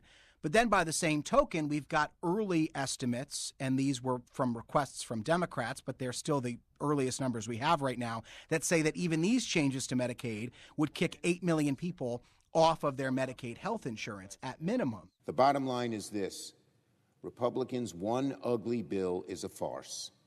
It's betraying our values. It's a threat to working families, and it's a giveaway to the very few at the expense of the many. And so we've seen Republicans say they don't want to go any further, but also they're watching Democrats already campaign against these cuts to things like Medicaid and SNAP that are in this bill. And we saw some of that tension on full display just over the weekend at this town hall with Iowa Senator Joni Ernst. We're arguing about illegals that are receiving Medicaid benefits, 1.4 million, 1.4, they are not eligible. So the topic of these Medicaid cuts comes up, and someone shouts in the crowd that because of these cuts, in this person's view, quote, people will die. So people are not. And Joni Ernst's response was, well, we all are going to die. And the crowd didn't like that answer. Now later, Brad, Joni Ernst did seem to double down in kind of this non-apology apology Instagram video. So I apologize. And I'm really, really glad that I did not have to bring up the subject of the tooth fairy as well. But all of that to say, this topic isn't just coming up in the halls of Capitol Hill. It's coming up back in lawmakers' districts. It's likely to come up on the campaign trail during the midterms. And this bill, again, it isn't even law yet. We have to get a lot of votes. We can't be cutting. We need to get a lot of support. So we're going to watch all of these different dynamics leaning on particularly Republican members of Congress as they try to fight not just with outside forces and Democrats, et cetera, but also amongst themselves on what this bill should look like. Really? Okay, now I understand. A big week. Sexier than I thought. Jay O'Brien, thank you so much. Thank you, Brad. And that was ABC's Brad Milkey and Jay O'Brien. Elon Musk slammed the bill earlier today on X, saying, quote, "I'm sorry, but I just can't stand it anymore. This massive, outrageous, pork-filled congressional spending bill is a disgusting abomination. Shame on those who voted for it. You know you did wrong. You know it." Utah's own Senator Mike Lee reposting Musk's comments with his own thoughts, saying, quote, "Federal spending has become excessive. The resulting inflation harms Americans and weaponizes government. The Senate can make this bill better. It must now do so." Now, the Senate is trying to get this bill done and to the president for his signature by July 4th. Symbols of freedom and America in general. The story of two bald eaglets taking flight in California. I'll tell you about it next. But first, KSL Traffic brought to you by Mountain America's Double Rewards credit card promotion. Ricky? No crashes on the freeways, but I've been watching some busy traffic northbound I-15 between 33rd South and 2100 South.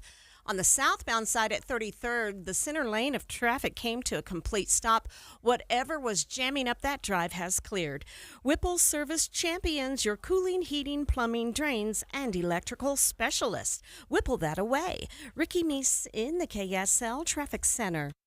Imagine waking up every morning with a smile you're proud of. No more hiding, no more pain. Stubbs Dental Implant Center, Utah's Best of State winner for 3 years in a row, has helped thousands of people ditch the dentures and say goodbye to missing or broken teeth.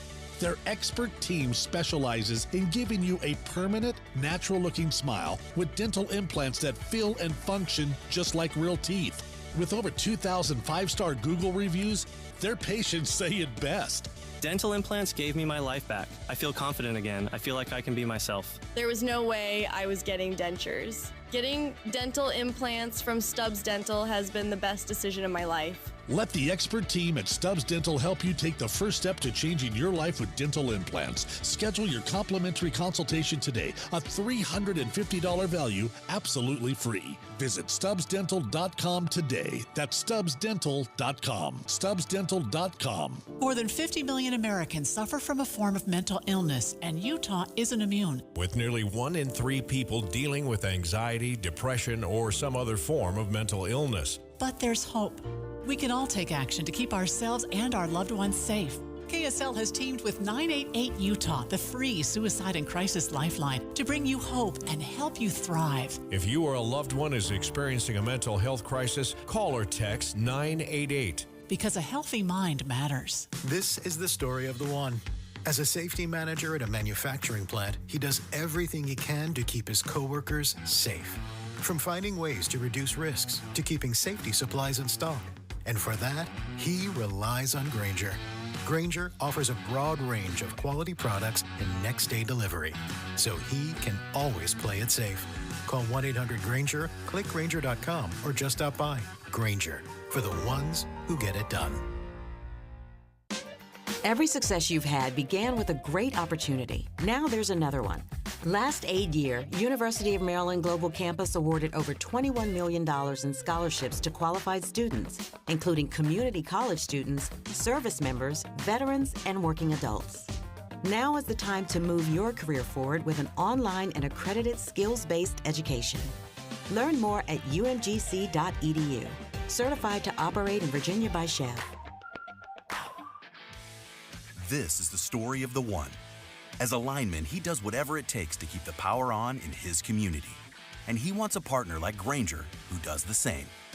Grainger offers the professional-grade products he needs, from voltage detectors to harnesses to hard hats, plus fast, dependable delivery, so he can rise to every challenge.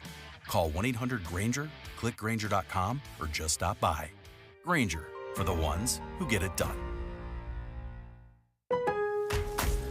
Pro Paint Days are back at Lowe's, and My Lowe's Pro Rewards members can save even more with limited time deals.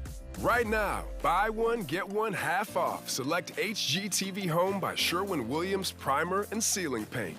Plus, get free same-day delivery to your job site when you order by 2 p.m.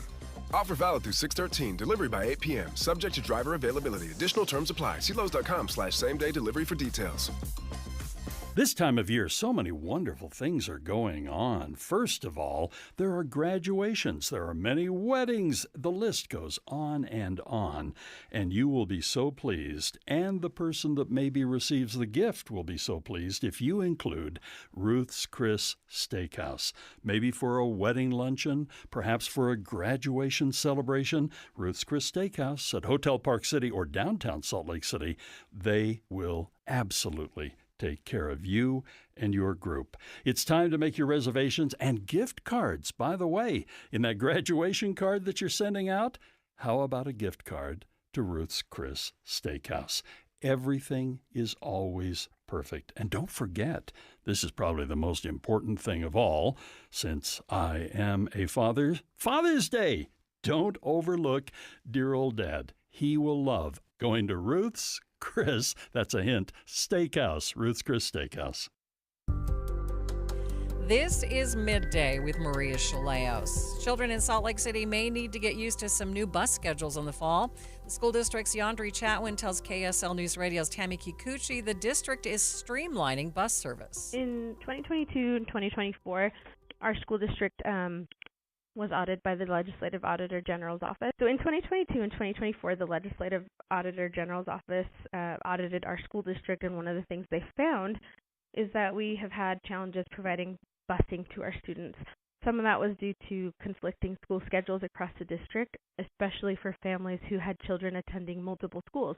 So if you have a middle schooler, a high schooler, and an elementary student who all have to take 3 different buses, that becomes a challenge if all those buses are leaving at completely different times. We also found it was challenging to provide coverage for field trips for buses because the schedules were so different, and different schools had different early out days, and some didn't have them at all, and that would throw things out of whack with busing across the city. So next year, all schools will be on one of two bell schedules. So there will only be two start and end times for elementary and then the secondary as well. And that'll make things a lot easier for our transportation department and will hopefully improve the reliability of our busing services for students. She says the previous bus schedules were especially tough for parents with kids in different grades like elementary, junior high, and high school. Schools will all either start at 8 o'clock or at 8:45, and then the end time will depend on the start time. It's not that all elementaries will be, all of them are 8 o'clock, and then all the high schools are 8:45. It's that they'll all be one of those two schedules, regardless of whether they are elementary, middle, or high school. Chatwin says Friday's schedule will also be different. So in addition to going to one of two different start and end times, we are actually also adjusting the schedules for short day Fridays to provide students more time, more instructional time with their teachers. Studies have shown that additional instructional time is strongly correlated with improved academic outcomes, and that's something we want to see for our students in Salt Lake. Salt Lake City School District spokesperson Yandri Chatwin. People all over the country have been fascinated by the Big Bear Live Eagle Cam this spring as eagles Jackie and Shadow nurtured their eaglets, Sunny and Gizmo. Now, one of those two fledglings has taken her first flight. ABC 7's Rob McMillan reports from California. It's the flight seen round the world. One of the two Big Bear eaglets leaving the nest for the first time. The eaglets named Sunny and Gizmo. And on Monday morning, just before 11 a.m., Sunny took to the sky. Not only were lots of us watching the big moment, but it's something that students in a third-grade classroom in Arcadia have been studying all year long. We've been watching these eagles since January with this class. And we study birds of prey, and so this is just a nice way to bring, real nature into the classroom. Lisa Arnerich is their teacher at Highland Oaks Elementary School. I always have the birds in one screen, and so they're not constantly on the big screen, but all of a sudden I looked over and one was missing, and so I just rewound it a little bit and then was able to show the kids, and so they were super excited. Even though Sunny was the first to fly the coop, Gizmo's not far behind. They're both about 12 weeks old, experts saying they're right on track. Next, they'll learn how to hunt. For the time being, their parents, Jackie and Shadow, still providing meals in the form of fish caught from out of the lake. It'll be sad to not see them as much and to know they're going out on their own, and at the same time, I'm thrilled that they got this far. To see them actually get to the point of fledging and be healthy and happy is a great celebration. Sandy Steers is the executive director of Friends of Big Bear Valley, who says we've also learned the eaglets are sisters. Well, first, they are both bigger than Shadow, and for eagles, the male is smaller than the female by about a third. Gizmo was pretty obvious. She's almost as big as Jackie. Sunny was a little bit harder, and we had to do vocal analysis. The males have a much higher pitched frequency than the females, and so we were able to pin it down to Sunny also being female. Rob McMillan, ABC 7 Eyewitness News. At any given time, tens of thousands of people are tuned into the webcam. You can find the link at kslnewsradio.com. Jeff, my husband, one of the tens of thousands of people tuned into that webcam. Every day for the past 3 months, I've had a play-by-play every morning at breakfast about what the Eaglets are doing. The only Eagles I follow wear green jerseys and win Super Bowls, so I don't know. How long did he sit there? Oh, he just keeps it on. It's in the background. Thanks for joining me today for Midday. Jeff Kaplan's afternoon news up next.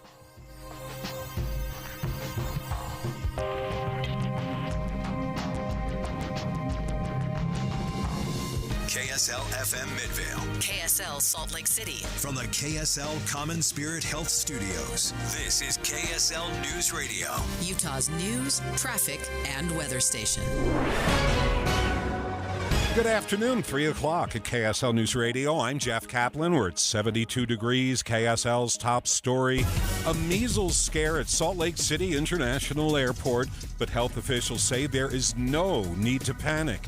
KSL News Radio's Eric Cabrera joins us live to break down what happened. Eric. Jeff, a traveler with measles flew into Salt Lake from Canada right before Memorial Day, drove to Idaho, then returned through the airport 4 days later, never leaving the terminals while in Utah. They're now on the CDC's Do Not Board list, banned from flying in the U.S. Health officials say the risk is low. At last night's Summit County Board of Health meeting, Nursing Director Derek Moss explained why they didn't issue a public warning. They determined at this point he was low risk and they didn't want to cause chaos. That was the rationale. He says the traveler had been vaccinated, though one dose wasn't U.S. approved and didn't interact with the public. Still, with only about a third of Utah adults vaccinated, health experts say it's a good time to check your records. Live, Eric Cabrera, KSL News Radio. The disease is highly contagious, but it was declared eliminated from the U.S. more than 20 years ago, so there aren't that many people who can speak of going through the full course, but one who can is our own Debbie Dujanovic, who experienced measles once upon a time. Thanks for joining us, Debbie. Thanks, Jeff. I was just thinking back. I believe it was about 46 years ago this week that I was lying in bed as a seventh grader who just finished my seventh grade year in middle school, or was just about to wrap it up, and I went down like a box of rocks. I was limp in bed for days and days on end. Extremely high fever. The spots that you see traditionally, from the measles traveled throughout my body. I couldn't hold food down. I couldn't hold water down, and I lost a ton of weight and just laid there praying to the universe and to God that something would save me. Now, the common expectation is that 3 weeks later you were pretty much okay and on the mend. Was that the case? Absolutely not. I, for about a year, had to wear really thick, dark glasses when I went outside because my eyes were extremely sensitive to light